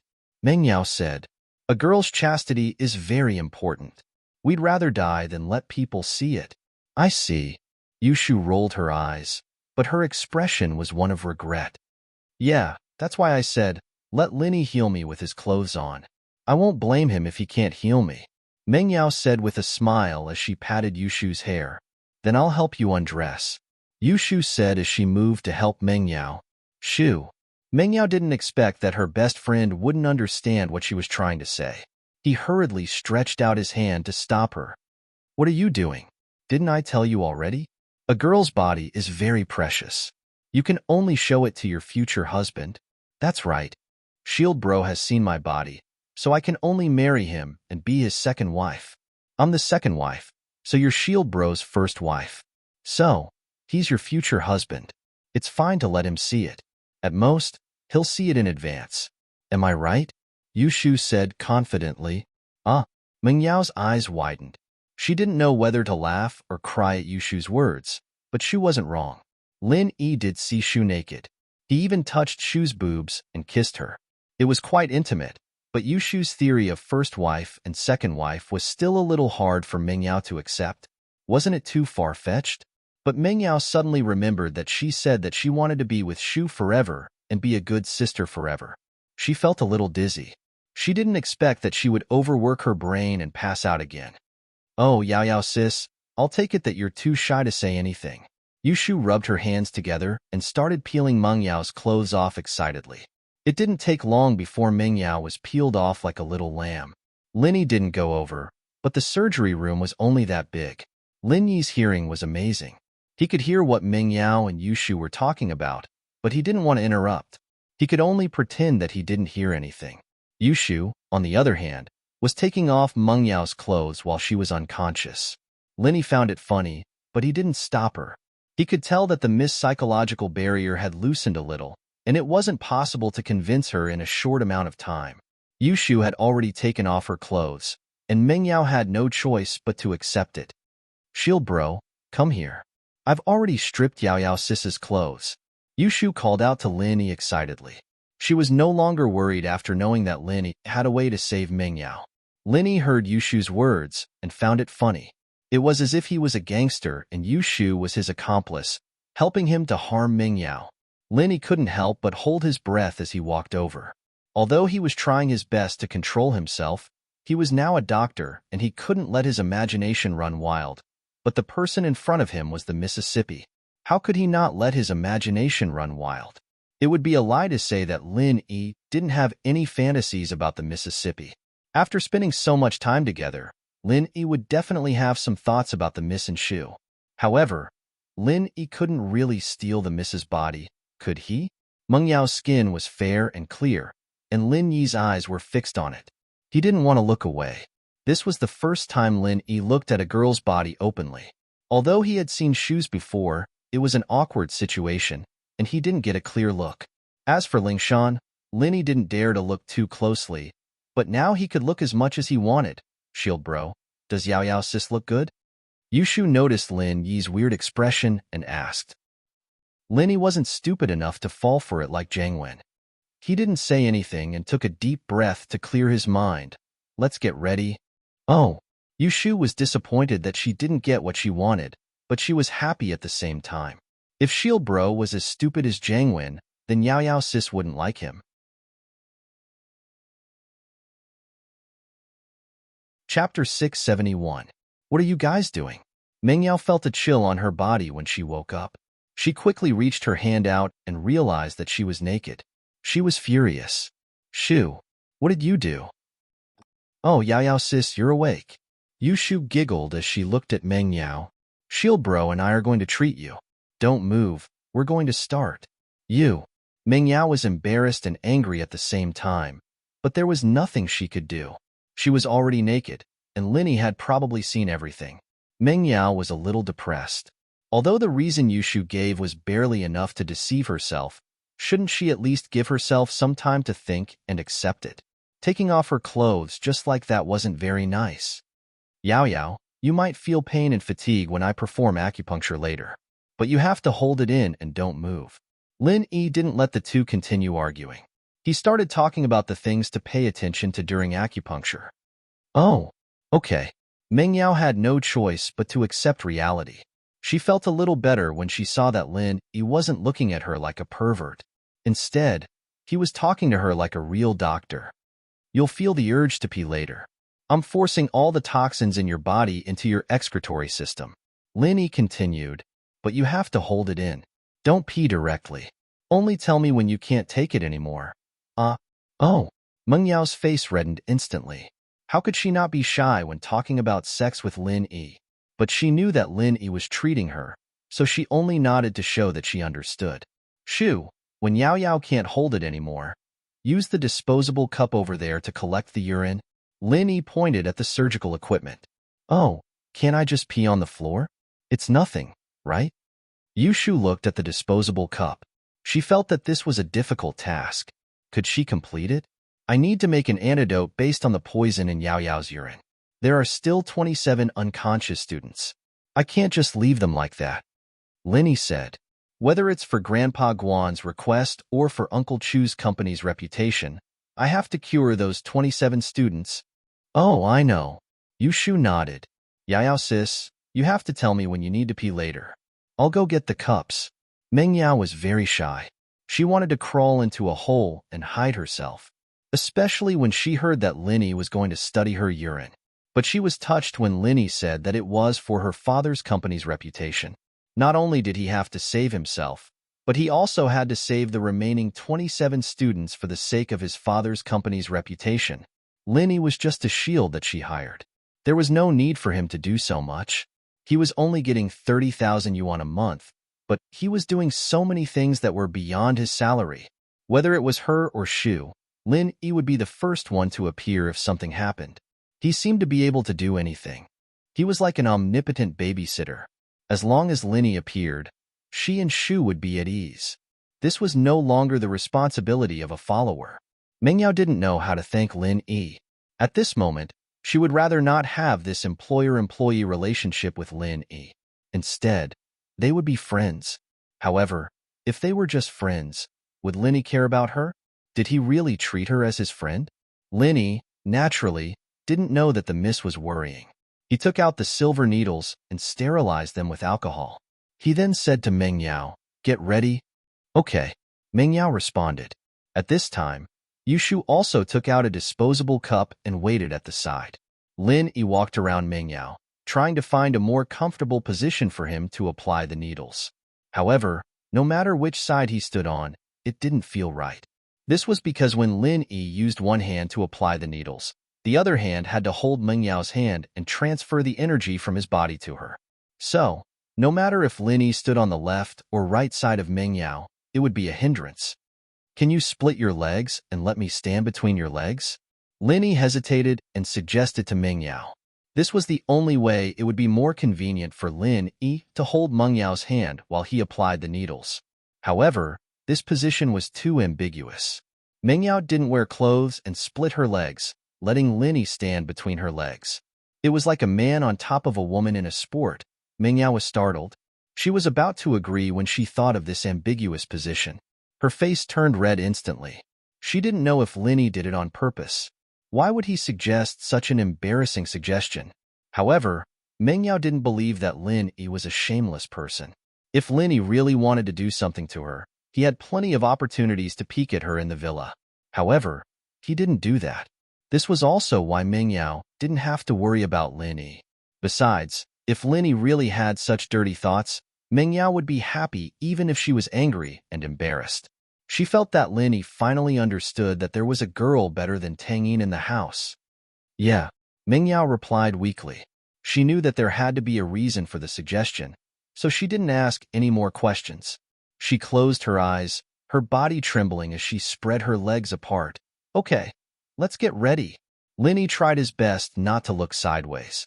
He didn't want to see things that he shouldn't see. He walked over and stood between Meng Yao's legs. Oh?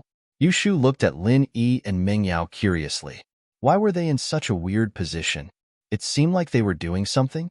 Yushu suddenly realized something. She couldn't help but exclaim, "Shield bro, Yao Yao, are you guys going to have sex?" Huh. Meng Yao's face darkened at Yushu's shout, and her body tensed up involuntarily.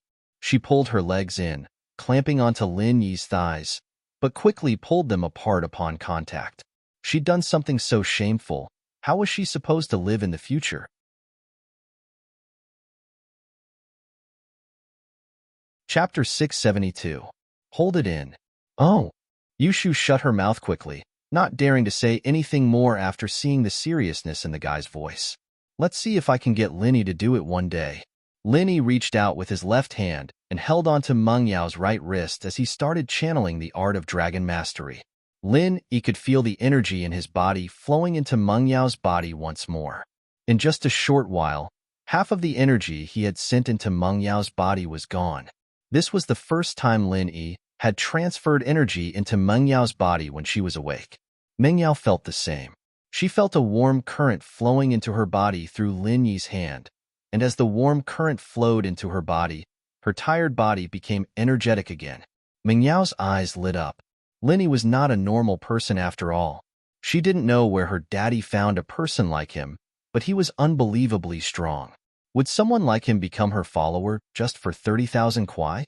But before she could think about it, the needle in Lin Yi's hand had already pierced into Meng Yao's body.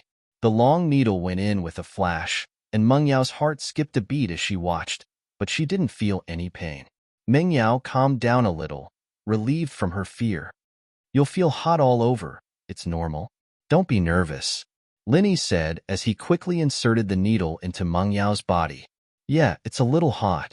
Meng Yao saw the serious expression on Lin Yi's face and couldn't help but let go of her shyness. She tried her best to cooperate with Lin Yi. After all, Lin Yi was busy for her. Yushu, on the other hand, opened her eyes wide and stared at Meng Yao. Oh, Yao Yao, your skin's turning red, like a lobster? Shu, stop messing around. Meng Yao glared at Yushu. Don't distract Lin Yi. Meng Yao was infuriated. Lin Yi's eyes subconsciously moved to her body after Yushu said that, making Meng Yao very embarrassed. Oh, sorry. Yushu blinked, embarrassed. Shield bro, you don't have to look at Yao Yao's body anymore, okay? You'll have plenty of chances to look at it later. Right now, the first task is to cure Yao Yao sis, or else when Yao Yao sis dies, you won't be able to see it. Yushu. Meng Yao really wanted to kick Yushu into space if she wasn't lying on the bed. Let her go provoke the aliens. Oh, I don't know anything and I didn't say anything. Yushu quickly shut up. Lin Yi couldn't help but laugh. This pair of sisters was really interesting, but he had to admit that Yushu and Yao Yao's relationship was really good. When Yao Yao was unconscious, Yushu was the most nervous one, but now that Meng Yao could be saved, she started to laugh and joke around. Yao Yao, I want to feel the temperature under your armpit. This was Lin Yi's first time forcing poison out of someone, and it was a normal person at that. One could imagine how difficult it was. So every step, Lin Yi was extremely careful, not daring to make a single mistake. Otherwise, the consequences would be unimaginable. Ah, okay. Meng Yao pursed her lips. Although she was shy, she still nodded. Lin Yi stretched out his right hand and touched Meng Yao's armpit, but the moment his hand touched Meng Yao's body, Meng Yao shivered subconsciously and moved her arm, squeezing Lin Yi's hand to the side of her chest. Lin Yi felt a burst of softness. It was very comfortable. Meng Yao's chest wasn't very big.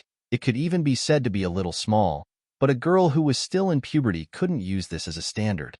Maybe it would grow bigger in the future, but he had to admit that it felt good. Although Lin Yi was a little reluctant to move his hand away, he still resisted the urge to touch further. Once again, he reached his hand to Meng Yao's armpit, feeling the temperature of Meng Yao's body. It should be about time. We can proceed to the next step. Yushu's mouth moved.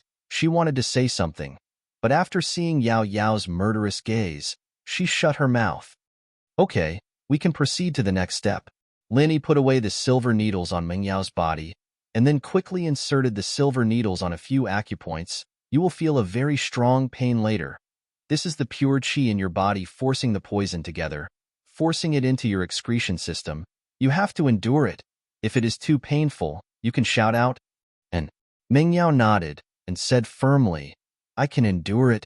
After a while, Meng Yao's face contorted into a painful grin. She felt as if there were ants crawling into her body. These ants seemed to be moving something from her body towards her abdomen. This feeling was painful and itchy. It was very uncomfortable. She wanted to use her hands to scratch, but one of her hands was grabbed by Lin Yi, and the other didn't dare to move. She could only grit her teeth and endure it silently. Shu, go grab Yao Yao's hand. Lin Yi could see Meng Yao's pain. How painful this pain was, Lin Yi couldn't remember, because the last time Lin Yi was poisoned was more than 10 years ago. But to Lin Yi, this pain to Lin Yi was nothing compared to the old man's torture. Oh, okay. Yushu quickly grabbed Meng Yao's left hand, said, Yao Yao, if you feel uncomfortable, you can squeeze my hand. I'm not afraid of pain. Huh. Ming Yao looked at Shu and forced a smile. I'm fine. It's not painful. I can endure it. However, anyone who saw Meng Yao's expression could tell that she was reluctant, because her expression betrayed her. She's fine, Linny said faintly. I could endure this pain even when I was 9. Not to mention she's already 19. Ming Yao was a little annoyed. I'm a girl, okay? But thinking that although Linny was a boy, he could endure it even when he was 9, he was still a kid at that time. He was even worse than a kid? So, Ming Yao clenched her teeth. No, I have to endure it. How can I lose to a kid? Actually, Linny said it on purpose to motivate Ming Yao. Otherwise, Ming Yao wouldn't be able to endure it. I need to pee. Ming Yao finally had the urge to pee and said quickly.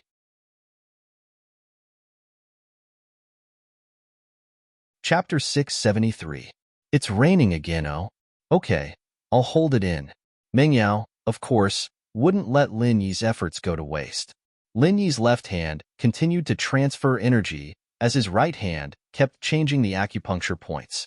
Meng Yao's face was getting paler and paler, and the sweat on her forehead was getting thicker and thicker. It was obvious that she was in pain. Yao Yao sis, you can do it. You're the best. You've always been Shu's idol. Shu held Meng Yao's hand tightly as she cheered. Yeah. Meng Yao smiled bitterly as her voice changed. Shu, I'm in so much pain. I know. If I could replace you, I'd rather suffer for you. Shu said from the bottom of her heart. Why would I let you suffer for me? It's lucky that I'm the one poisoned this time, not you. Meng Yao smiled. Don't worry, I'm not that weak. It's painful, but I can hold on. Linny had Shu stay here for this reason. Shu could talk to Meng Yao without listening and cheer her on. She could also let Meng Yao hold on. Otherwise, Lin Yi really wouldn't know how to persuade Meng Yao. Meng Yao's need to pee was getting stronger and stronger, but she remembered Lin Yi's words. She couldn't just pee out easily. What if the poison couldn't be expelled? Not only would Lin Yi's efforts go to waste, but she'd also suffer for nothing. So Meng Yao endured and endured, but there was a limit to how much she could endure. Finally, Meng Yao couldn't hold it in anymore. I can't hold it in anymore, Shu. Quick. Oh, I'm coming. Shu had put the disposable cup aside in order to hold Meng Yao's hand. She was panicking, but she couldn't find it. Where's the cup? Where did I put it? Quick, Shu. I can't hold it in anymore. Meng Yao thought that Shu would come over with the cup after she talked to her, but Shu lost it. Wasn't she just hurting herself? Found it. I'm coming. Shu finally saw the disposable cup on the ground behind her. She picked it up and ran over. Lin Yi, on the other hand, let go of Meng Yao's hand and stepped back after inserting the last needle. I can't take it anymore. Meng Yao was on the verge of bursting into tears. How could she hold it in any longer? He didn't care if Shu came or not, and he peed right away. Lin Yi had just taken 2 steps back when he felt a stream of water falling from the sky, drenching his head and face. Meng Yao, on the other hand, was so embarrassed that she wanted to find a hole to hide in when she realized that she had sprayed all over Lin Yi's face and body. He hated Shu to the core. How could she drop the ball at such a crucial moment? Meng Yao wanted to hold it back, but how could she? Once released, it would be like a flood bursting through a dam. He had already endured it for a long time. Lin Yi was also dumbfounded by this sudden scene. He stood there in a daze, staring at the mist with his mouth agape. Get out of the way. Meng Yao panicked. She saw that Lin Yi was still standing there, staring at her without blinking. Meng Yao almost fainted. Ugh. Lin Yi came back to his senses and quickly dodged to the side, smiling bitterly. This really was an eye for an eye. He had drenched Pinliang, Xiaofu, and Xiaoxiao, and now it was the mist's turn to drench him. But that moment seemed pretty exciting. Lin Yi's heart couldn't help but skip a beat. He remembered a scene he saw in a movie. Why did it sound like a legendary scene? Shu, too, was dumbfounded. She didn't expect Lin Yi to get drenched. When she turned around, she quickly ran to Meng Yao's side and helped her catch the urine. Oh, it's raining in the operating room, too. Yao Yao sis, you're so awesome.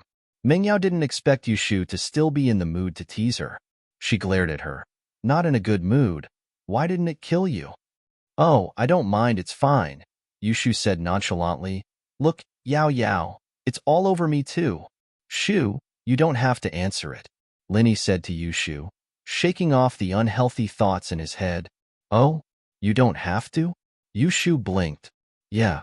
Linny smiled bitterly.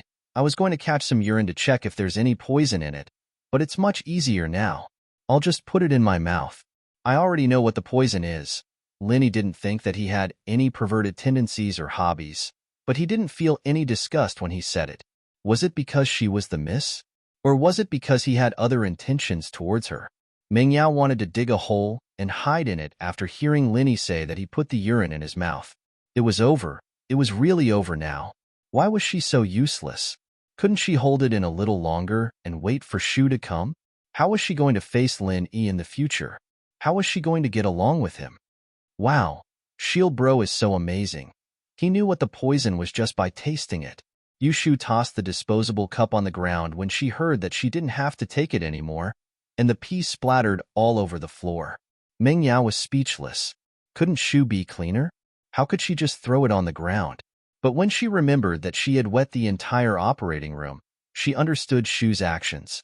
Since it was the same no matter where she put it, she might as well throw it on the ground. I'll go out first. Yao Yao should be fine now.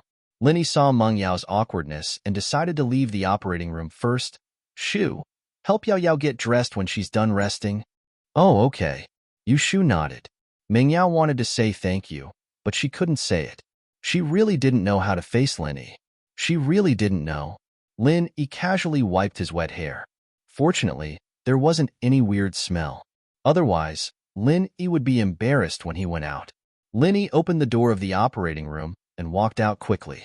He didn't wait for Peng Zhan and Xu Amin to see what was going on inside before he closed the door. In fact, even if they could see clearly, they wouldn't be able to see Meng Yao. There was a screen beside the bed in the operating room. Lin Yi. Peng Zhan and Xu Amin came up at the same time, looking at Lin Yi expectantly.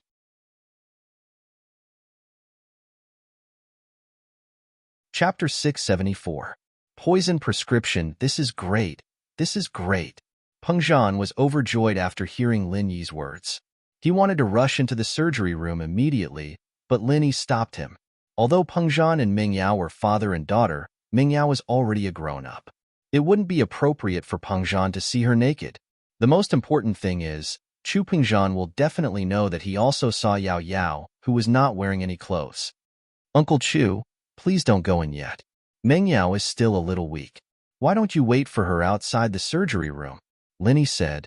I'm sorry, I was too rash. Peng Zhan quickly nodded and stopped in his tracks. Miracle doctor, have you cured Meng Yao? Can you take a look at my child now? Yes, godly doctor. I beg you, can you save him now? The parents were overjoyed when they heard Lin Yi say that Meng Yao was fine. They didn't dare to interrupt because they didn't want to piss Lin Yi off when he was talking to Peng Zhan. Now that Lin Yi was done talking, they started asking questions. Lin Yi looked at the parents. He could understand their feelings, but Lin Yi really didn't have the time to cure them one by one. First of all, he was tired, and there were female students among them. Lin Yi wasn't familiar with them, and he couldn't just ask them to take off their clothes one by one, could he? Besides, it'd be disgusting if he got pee all over them. Lin Yi didn't have any bad feelings towards the miss, but Lin Yi didn't like it when it came to the others. I'll save them, but I've used up the antidote. I need to discuss it with Grandpa Guan and come up with some more. Lin Yi said to the parents before turning to Shuamin. Grandpa Guan, let's talk somewhere with fewer people. Lin Yi's words were half-truths, and the parents couldn't help but believe him. They were very happy that Lin Yi was willing to save their children, but they were still worried when they heard that the antidote was gone. But since Lin Yi promised to make some more, he wouldn't lie to them. All right. Shuamin was overjoyed. Lin Yi probably knew how to cure the poison, but he couldn't say it in front of the parents. Lin Yi and Shuamin came to the isolation room where Meng Yao was. Lin Yi closed the door and said to Shuamin, it's indeed an ancient poison called Deadly Seven Herbs Poison. The antidote was lost in the Ming Dynasty, but the Tang sect collected it again at the end of the Qing Dynasty and made a new antidote. Although the effect isn't immediate, it can be cured within 3 days if you increase the dosage. After a month of rest, you'll be no different from a normal person. Linny didn't waste any time and told them what he knew. Oh, deadly 7 herbs poison. Shuamin's eyes widened in shock. There's still someone who knows the recipe of this poison? From Shuamin's point of view, this deadly 7 herbs poison was a legendary existence. Not only was the antidote lost, but even the recipe itself was long gone. And not only did Lin Yi know the recipe, but he also knew the antidote? Normal people don't know about it, but some ancient medical families should know about it, Lin Yi said faintly. As for the antidote, I'm afraid they don't know about it either. Shuamin couldn't help but be moved. We're going to make the antidote now? Yes, I'll write down the recipe and the antidote for you later, Lin Yi said. Give the poison recipe to the police directly, but don't tell anyone about the antidote. Go get the medicine yourself and go to Fatty Lie's medicine factory to purify it. Try to make the antidote by tomorrow morning. Those students can at least last until tomorrow night, but I can't say for sure if they can last any longer than that. Shuamin didn't expect Lin Yi to write down the poison recipe and the antidote for him directly. This made him feel flattered. How much trust did this require? The recipe for this ancient poison, deadly 7 herbs poison, was already hard to come by, but Lin Yi actually had the antidote for it. This was a priceless treasure for a medical student. Okay, I'll do it properly. Shuamin nodded solemnly. This is a good chance to hype up the company, talk to Fatty Lie, and see if he has any good ideas. Lin Yi thought of using the antidote to hype up the company, but how exactly to do it wasn't Lin Yi's expertise. He needed Fatty Lie to do it. This Fatty Lie is good at it. I'll talk to him. Miracle Dr. Guan nodded. Lin Yi didn't say anything else. He wrote down the recipe and gave it to Shuamin before leaving the isolation room. Meng Yao and Yu Shu had already left the surgery room and were talking to Peng Zhan. Meng Yao seemed to be in good spirits. When the miss saw Lin Yi, she coldly shifted her gaze to the side and didn't bother with him. Meng Yao felt guilty. She actually wanted to say thank you to Lin Yi, but she couldn't bring herself to say it. It was fine that Lin Yi saw and touched her, but she even peed on Lin Yi's face and body. How could Meng Yao face Lin Yi like nothing had happened? She was afraid that she would not be able to get over this hurdle in her heart. Lin Yi could guess what the miss was thinking, but he didn't talk to her, in case she felt awkward. Yu Shu, on the other hand, was excitedly telling Peng Zhan how amazing Shield Bro was and how strong Yao Yao Sis was. But Yu Shu wasn't an idiot in front of everyone. She didn't say a word about Meng Yao taking off her clothes and peeing on Lin Yi's face. I really have to thank you this time. Peng Zhan saw Lin Yi and walked over excitedly, patting his shoulder. If it wasn't for you. Yao Yao, Uncle Chu, it's what I should do. Lin Yi smiled, not arrogant. Besides, I didn't treat Yao Yao as an outsider. Good. Peng Zhan nodded.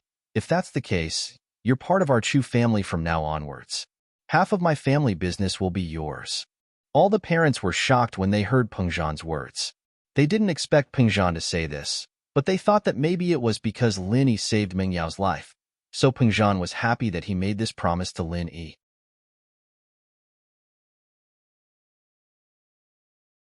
Chapter 675. The Tragedy. In Jiangwen Chapter 675, The Tragedy. Lin Yi didn't think much of it. He shrugged his shoulders. He had Guanghua shares in his hands. He was already the second biggest shareholder of Peng Zhan Industries. Peng Zhan seemed to have thought of this as well. He felt a little embarrassed. He had neglected the fact that Lin Yi was also a shareholder. But thinking about it, Lin Yi really didn't lack his family's assets. However, seeing that Lin Yi didn't have any special expression, Peng Zhan calmed down. Lin Yi didn't want to deal with these parents here. He just wanted to make sure that Meng Yao was fine. Then, he said to Peng Zhan, Uncle Chu, I'll go out for a while. I'll come back after Grandpa Guan comes back. Okay, go do what you need to do. Peng Zhan nodded. Lin Yi planned to visit Tang Yun. After what happened today, Lin Yi felt that he had wronged Tang Yun. His relationship with the miss would become more and more complicated in the future. Meng Yao, on the other hand, looked at Lin Yi's back. She wanted to say something, but she didn't. Her face was still cold. At the entrance of Songshan's First People's Hospital, Jiang Wen, who had one of his kidneys removed, was sent to the emergency room. The hospital carried out emergency treatment on Jiang Wen and quickly called the police. The police had already informed the hospital that if they encountered any other victims who had their kidneys removed, they must first rescue them and then contact the police immediately. Lingshan didn't expect that on the day the kidney trafficking organization was eliminated, there would still be another case of kidney removal. This meant that they were still committing crimes today. Lingshan quickly sent Lu Wangli and the others to the hospital. On one hand, they were protecting the victims. On the other hand, they were preparing to collect evidence of the kidney trafficking organization.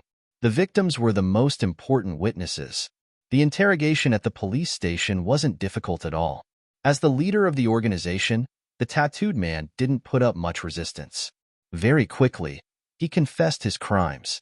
The entire kidney trafficking organization was led by him, and Dr. Wang was forced by him to embark on the path of crime. This was also the promise he made to Dr. Wang. As for how to sell the kidney, the tattooed man had also provided the contact information of several black intermediaries in the city. Before he was caught, he had already called those black intermediaries to inform them. Now that they had all run away, it was impossible to catch them again. The tattooed man had also provided the contact information of several black intermediaries. Lingshan couldn't do anything about the tattooed guy's cleverness and willingness to take responsibility for what he had done. She followed the tattooed guy's lead and found the black middlemen, but they were long gone. According to the tattooed man, they used fake names when they traded, and they had never really met each other. So, the police couldn't find any useful clues at all. Although Lingshan was angry, there was nothing she could do. Fortunately, the kidney trafficking organization's case was closed. As for those black intermediaries, they weren't in the city, so the police would deal with them. Lingshan didn't want to cause trouble for herself. When Jiangwen woke up, he realized that he was lying in a strange place. This place seemed to be a hospital ward. Immediately, he felt extreme pain on the left side of his waist. He wanted to reach out and touch it, but he didn't have any strength at all.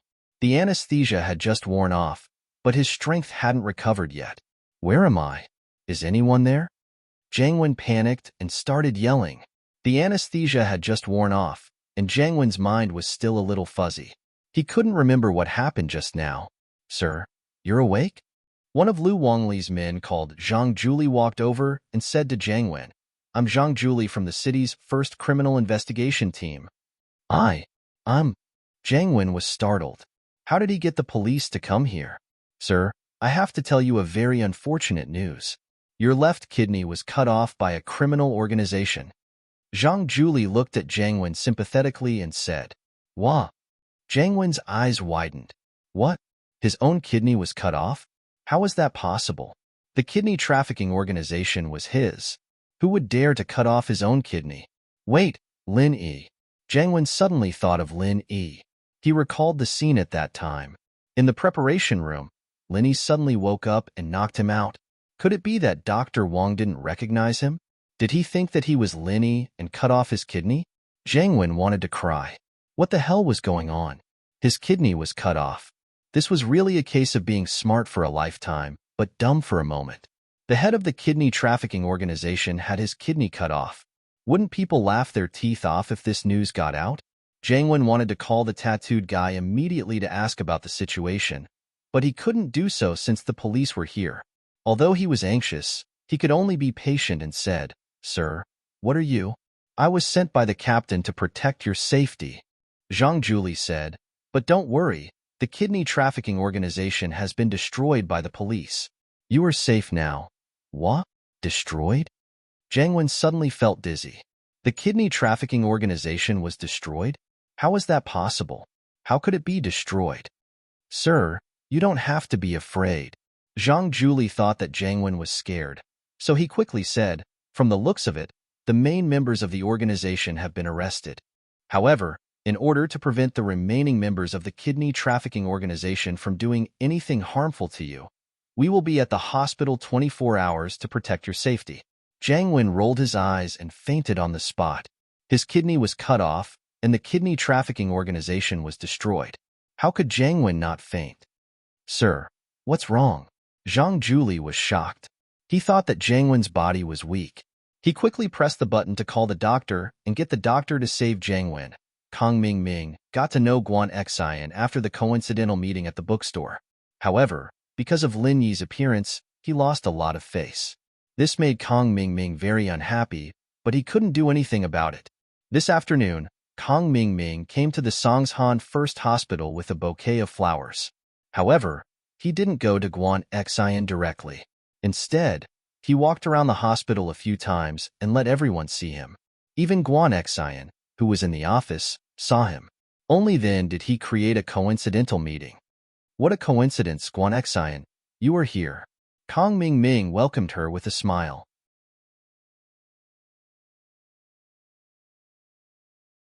Chapter 676. Bad start, huh? Yeah. Kong Mingming saw Guan Xian's expression and knew that she misunderstood that he was going around the hospital to create a chance encounter. He quickly explained, I'm here to visit a friend today. He's in the hospital, but I couldn't find him. I called him just now and found out that he was discharged already. I was wondering why I couldn't find him. Oh, I see. Then go visit your friend. I have to work. Guan Xian clearly didn't want to talk to Kong Mingming anymore. Yeah, I'm going now. Oh right, take this bouquet of flowers. It's not convenient for me to bring them around. Kong Mingming handed the bouquet of flowers to Guan Xian. You're visiting a patient, buying roses? Guan Xian wasn't stupid. Why would she believe Kong Mingming's bullshit? It's a female patient. Kong Mingming blinked, but he reacted quickly and changed his words. A female patient buying roses? Your girlfriend, right? Guan Xian smiled. Huh. Kong Mingming didn't expect Guan Xian to be able to find flaws in his words despite her meek appearance. It was the same in the bookstore, and it was the same now. It seemed like this girl wasn't going to be easy to pick up. It was going to be difficult. What girlfriend? She's my bro's girlfriend. I'm actually here on his behalf. Kong Xiaoming had an idea and said, actually it's like this. My bro got into a fight with his girlfriend, and she got so mad that she left the house. She stayed outside for a whole night and caught a cold.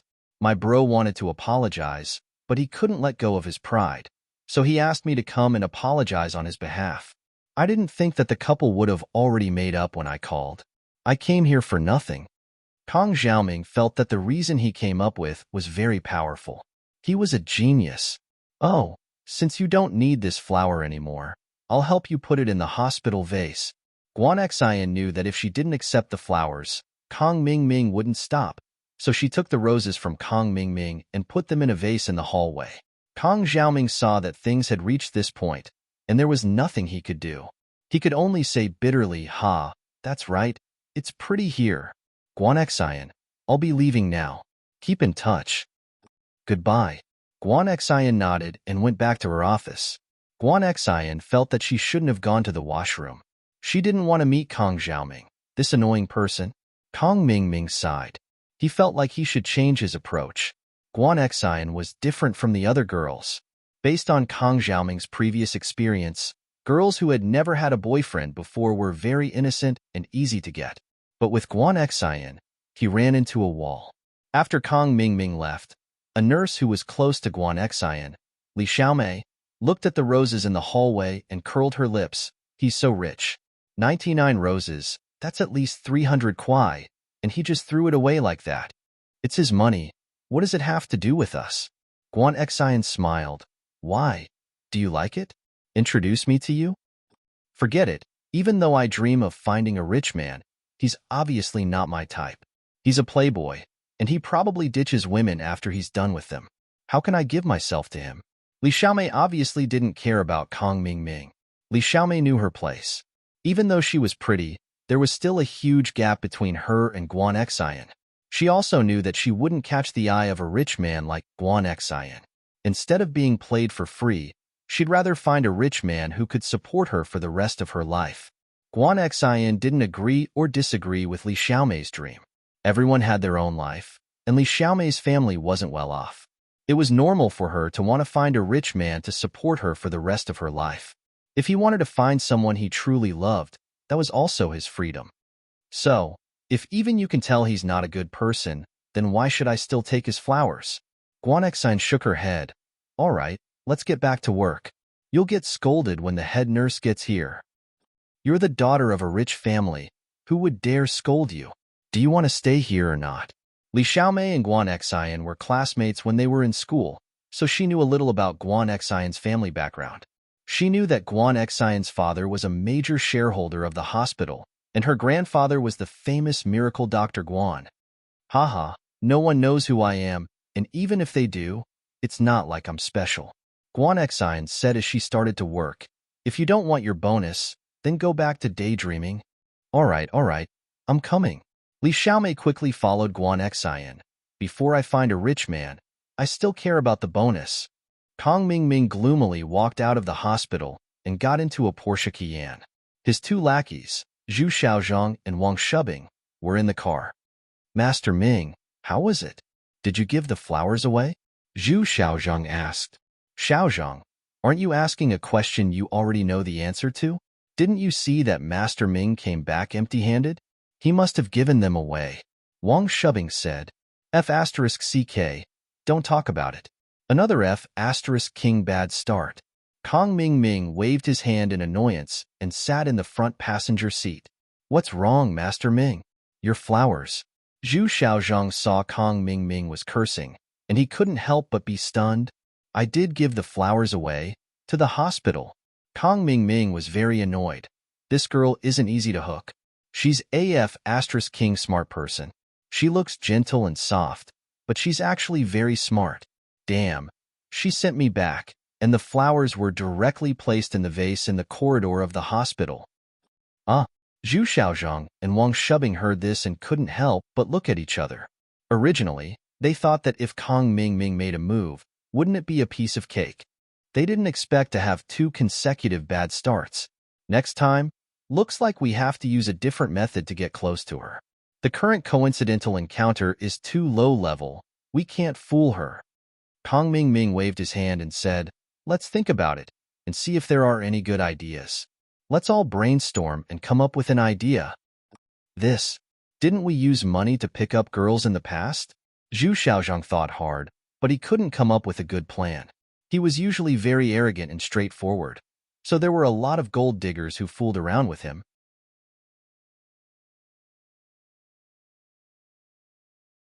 Chapter 677. Tank top bro Ming bro, I have an idea. Wang Shubing, who had been quiet all this time, finally spoke. But I'm afraid that you'll have to suffer a bit. Oh, you have an idea? Hurry up and tell me. If it's really useful, I'm willing to suffer a bit. Although Kong Xiaoming didn't like to suffer, from his point of view, hitting on girls was to have fun.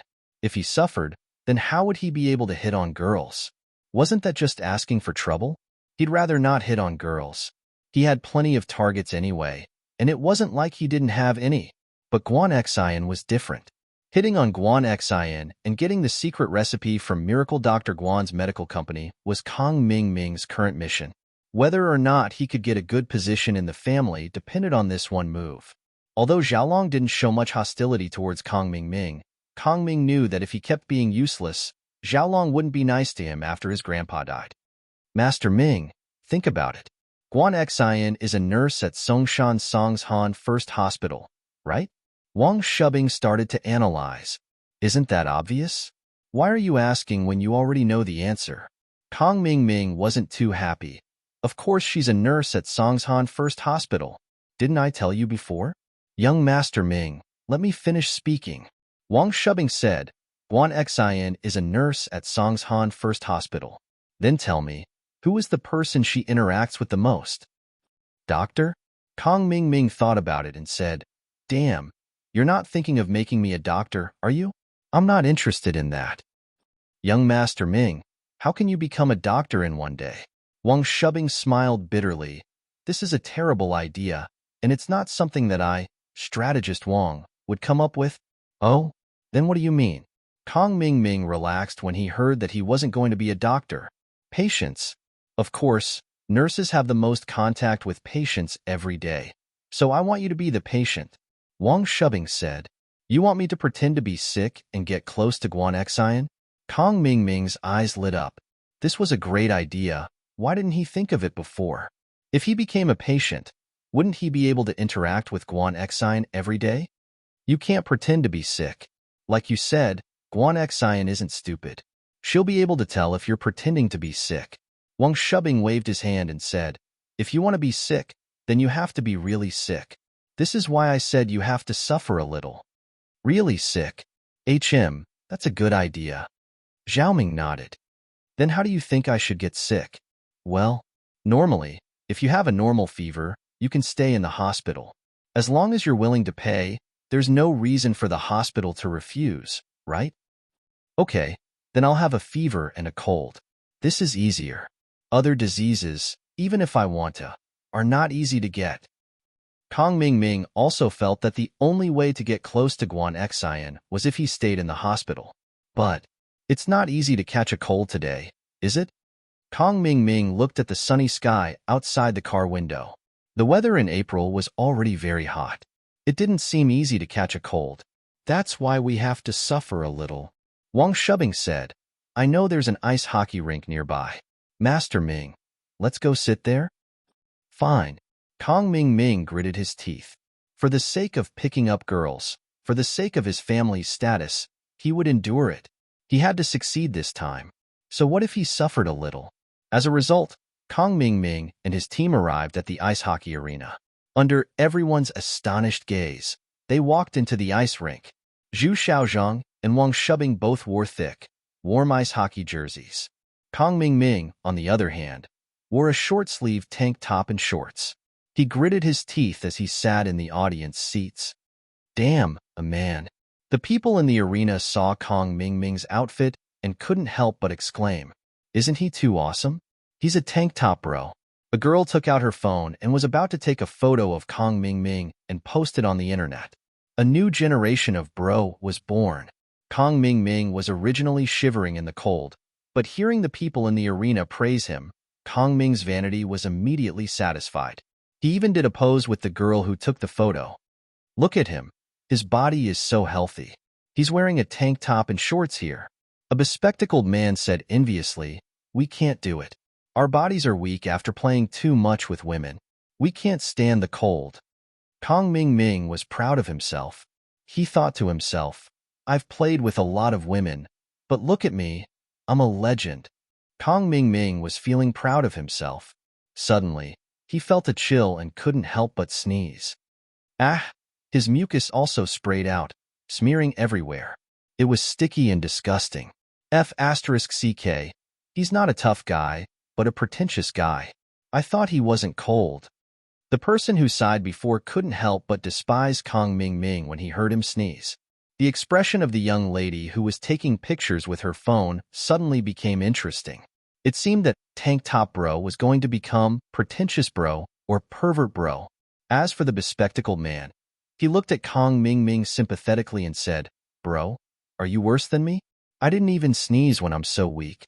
Aren't you too lame?" Kong Ming was instantly embarrassed and angry. His face turned red, but he couldn't refute. Zhu Xiaozhang, on the other hand, couldn't stand it anymore. He stood up and pointed at the people who were talking. He shouted arrogantly, "What the F***ck are you looking at? Have you never seen cultivation before? Master Ming came here to cultivate. What do you people know? Cultivation? He came here to cultivate with mucus coming out of his nose? Was there something wrong with his brain?" Those people shook their heads speechlessly and ignored Kong Ming. Although Kong Ming lost face, he thought of his plan to pick up girls. He had to persevere. He couldn't give up halfway. He had to cultivate until he caught a cold. Ah! Kong Ming sneezed again. The media in Songshan, under the lead of the direwolf, was almost one-sided. They were all attacking Songshan's first school, describing it as the devil's first school. In fact, other than the interview with the direwolf, Chu Pengzhan and Ding Binggong didn't face any media again. Even if the media wanted to enter the emergency room, they wouldn't get permission from the hospital. So the latest development of the matter was unknown to the media.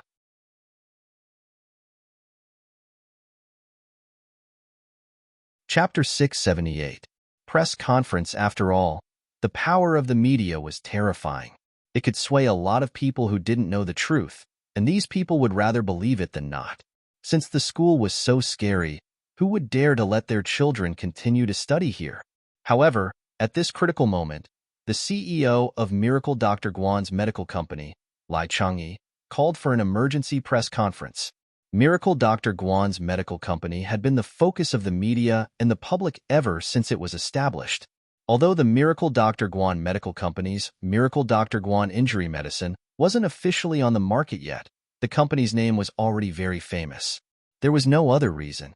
Although the news of Miracle Dr. Guan's medical company's outstanding performance at Yinjing's house use auction was only spread among the noble houses and wealthy merchants, the all-pervasive media quickly got wind of it and reported on Miracle Dr. Guan's medical company continuously. There was no lack of rumors, such as the fact that Miracle Dr. Guan's medical company had mastered the technology to bring the dead back to life. Of course, these were all derived from the pill of life extension and toxin cleansing. But Fatty Lai didn't go out to refute the rumors, because these reports were all rumors. With this hype, he didn't even need to advertise himself, and directly hyped up the name of Miracle Dr. Guan's medical company. So when Miracle Dr. Guan's medical company called for an emergency press conference, all the media in Songshan sent their reporters to the press conference as soon as they received the news. Although the media's attention was on the fainting incident of Songshan's first school, Miracle Dr. Guan's medical company's press conference was also very important. The media that didn't take the lead in the fainting incident focused their attention on this press conference, hoping to get some first-hand information from the press conference. The press conference was held in Fatty Lai's newly built skyscraper, which would become the headquarters of Miracle Dr. Guan's medical company. The building and trading company downstairs were also contributed by Fatty Lai for free and merged into Miracle Dr. Guan's medical company. The construction company would be responsible for the construction of the factory, and the trading company would be responsible for the sales of the produced medicine.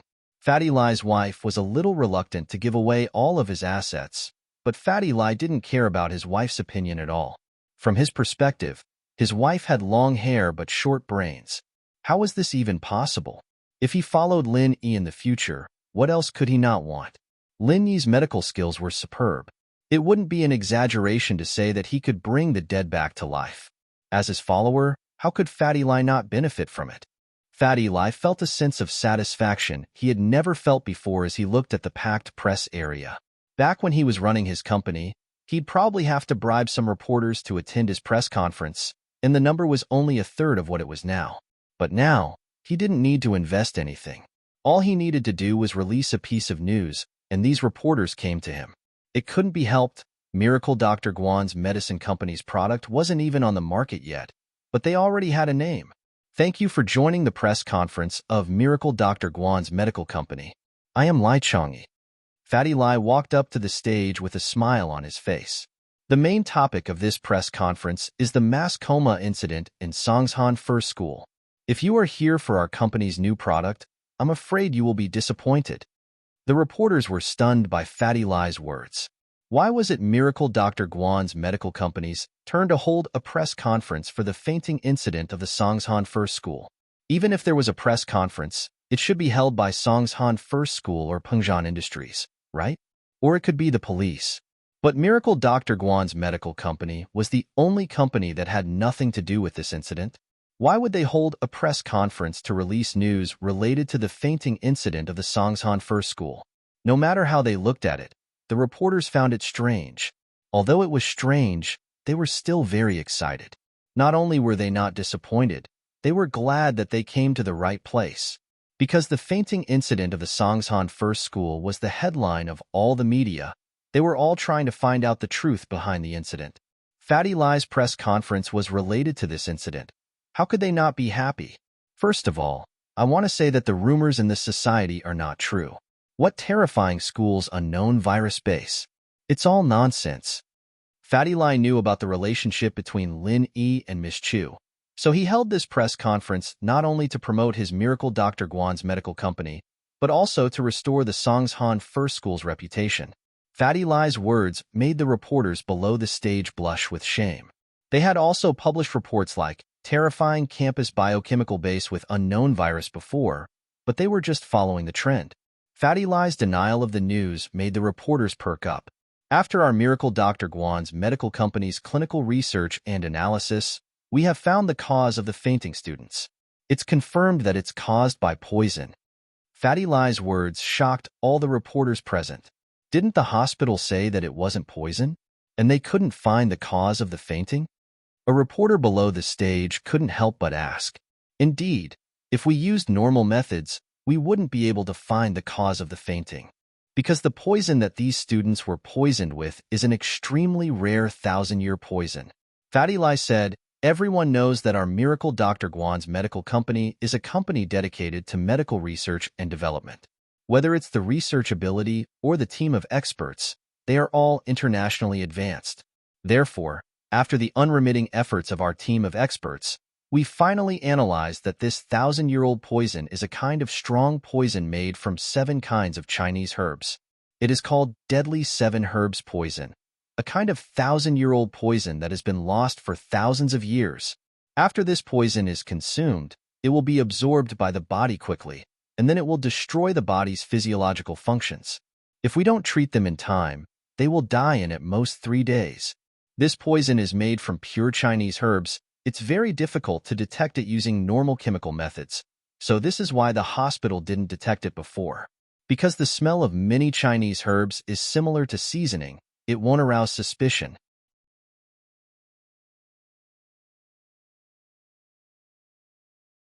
Chapter 679. Fatty Lai seizes the opportunity. Deadly 7 herbs poison. Millennium poison? Can't detect it? It's similar to seasoning? The reporters gasped in shock. Fatty Lai's words were a little too inconceivable, and they couldn't accept it for a while. Wasn't this too unbelievable? He even brought out the 1,000-year poison? Are you serious? If it's a millennium poison, then why don't people know about it? How did you analyze it? A reporter began to ask questions. This reporter was in cahoots with Direwolf. He was Direwolf's underling. The Direwolf was busy following up on the fainting incident, and this press conference was attended by his follower. Haha, I've said it before, this millennium poison is lost, which means that no one knows the recipe. Only the main ingredients are recorded in ancient books. Fatty Lai started blabbering again. We analyzed the 7 herbs and compared them to the main ingredients, and finally confirmed that it's the lost deadly 7 herbs poison. Oh, then what are the 7 herbs? If it's lost, then why would someone poison it? The follower didn't want the public's opinion to change, so he started asking sharp questions. I'm sorry, but we can't provide the recipe. First, it involves the company's confidentiality, and second, if we announce the recipe, what if someone with bad intentions uses it? Fatty Lai smiled. But we've already submitted the recipe to the Songshan police. As for why someone would poison it after it's lost, that's for the police to investigate. We're just a medical company, and this isn't our business scope. Fatty Lai's words made the reporters below the stage burst into laughter, but the Direwolf follower was furious. He panicked. Don't tell me that you made up a poison just to get famous? Saying that it's a millennium poison is just an excuse for Songshan's first school, and also for your own fame. Can you cure this millennium poison? If you can't cure it, then what's the point of making the recipe? Who knows if it's real or fake? Although the words of Deadly Wolf's underling were impolite, he also asked the question in the minds of many reporters present.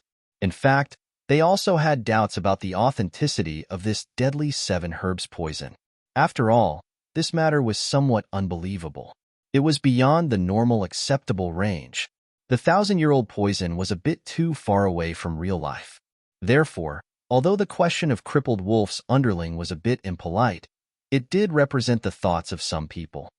Haha, since it's a millennium poison and the recipe has been lost, how could there be an antidote? Fatty Lai smiled, pausing on purpose. If that's the case, then you admit that you're using this opportunity to create hype? The follower's eyes lit up as he continued. I didn't say that.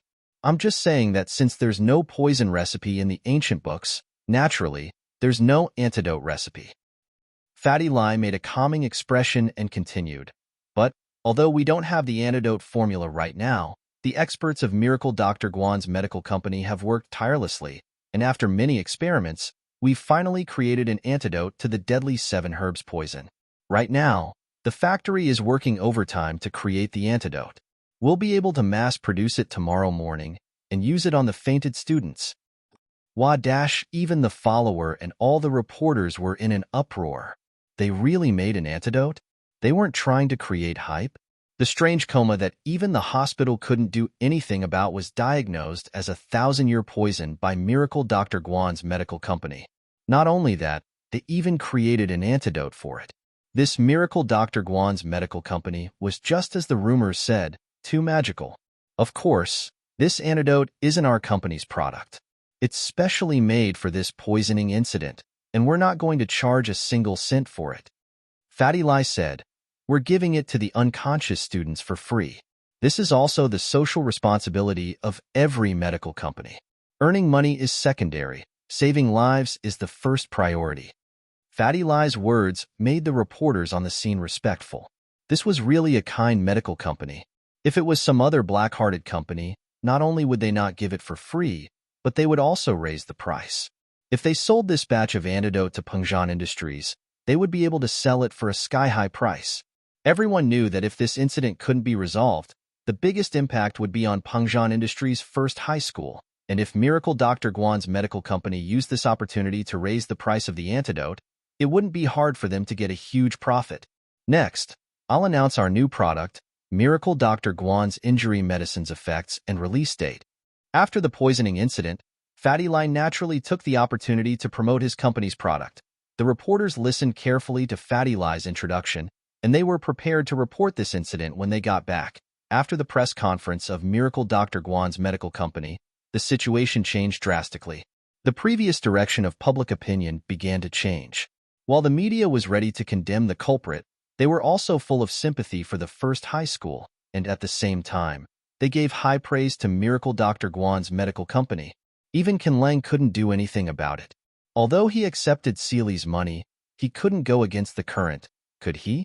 Now that the truth was out, and everyone was condemning the culprit and praising Miracle Dr. Guan's medical company, Ken Lang couldn't continue to attack the first high school, could he? Even the chief editor of the newspaper asked him to draft an article to refute the previous article, denounce the culprit, and praise Miracle Dr. Guan's medical company. After all, he couldn't possibly go against the mainstream media, could he? Ken Lang had no choice but to call Sihua. "Sihua bro, it's me, Ken Lang." "Sihua bro, I'm Crippled Wolf," Ken Lang said with a guilty conscience. "I tried my best to smear the name of Songshan First School and Pengzhan Industries, but I couldn't do anything about it.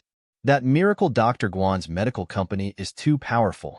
They actually found out the reason why the students were in a coma.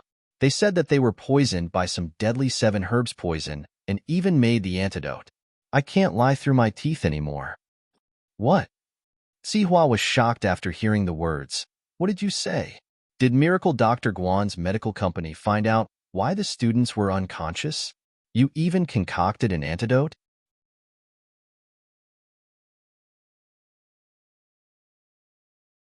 Chapter 680. Recovering, Here's the Money. Sihua didn't have the time to waste with Direwolf. He slammed his phone to the side and rushed to find Master Bing. He had to tell Master Bing this news as soon as possible. The news had spread in the media world, but normal people didn't know about it yet. Because the media needed time to write and publish the news, they were only in the preparation stage and hadn't released the news yet. The TV stations were also working overtime to edit the news and get ready to broadcast it as soon as possible. Sihua stumbled into Master Bing's room. "Master Bing, it's bad. Our plan failed." Master Bing was reading a novel written by Fishman 2, very pure, very flirtatious prequel on his phone. It was a very enjoyable urban novel. He was imagining himself as the main character and was torturing the supporting characters when he was interrupted by Sihua. He was annoyed. "What are you screaming for? What plan failed?" "Master Bing, Direwolf just called and said that Miracle Dr. Guan's medical company has found the cause of the student's coma. It's poisoning, and they've even found the poison. It's deadly 7 herbs poison, and they've made an antidote," Sihua said in a panic. "Impossible." Yawang spoke before Master Bing could say anything. "Deadly 7 herbs poison is an ancient poison, and there's no antidote. Even I don't know what the antidote is. How could they have the antidote?" "I don't know either. Direwolf just gave me the news." Sihua was just passing on Direwolf's message. "Turn on the TV and see. If it's true, there'll be news on the TV." Master Bing frowned. He had heard of Miracle Dr. Guan's medical company before. It was a newly established company that was in the limelight at house use auction. Could they have made an antidote? Otherwise, how would they know the poison was called Deadly 7 Herbs Poison? Sihua heard Master Bing's words and quickly turned on the TV. It was broadcasting the news of Miracle Dr. Guan's medical company's press conference. Everyone in the room was stunned when they saw Fatty lie on the stage talking leisurely. Master Bing gritted his teeth in anger. He was overjoyed when he heard that Meng Yao was poisoned as well, but in the blink of an eye, the Miracle Dr. Guan's medicine company solved the problem and even created the antidote.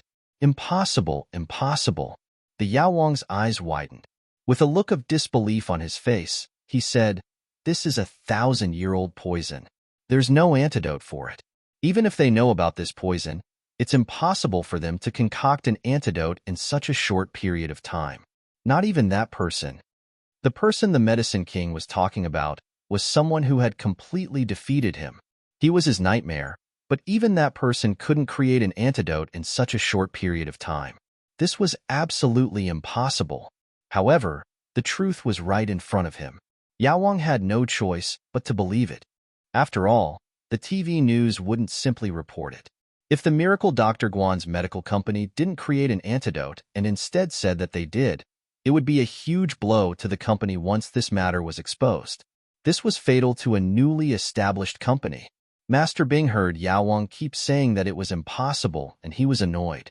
He frowned and said, "All right, since it doesn't work this time, we'll think of another way."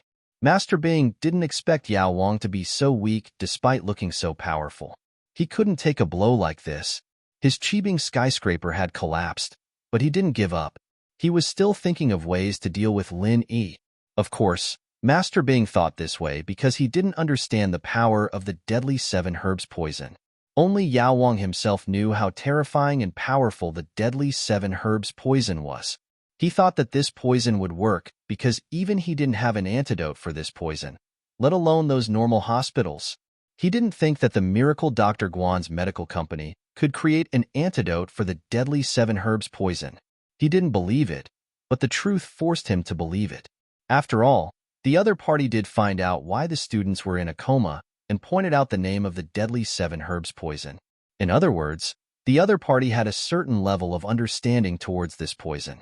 The antidote was also real. Otherwise, no company would risk their future.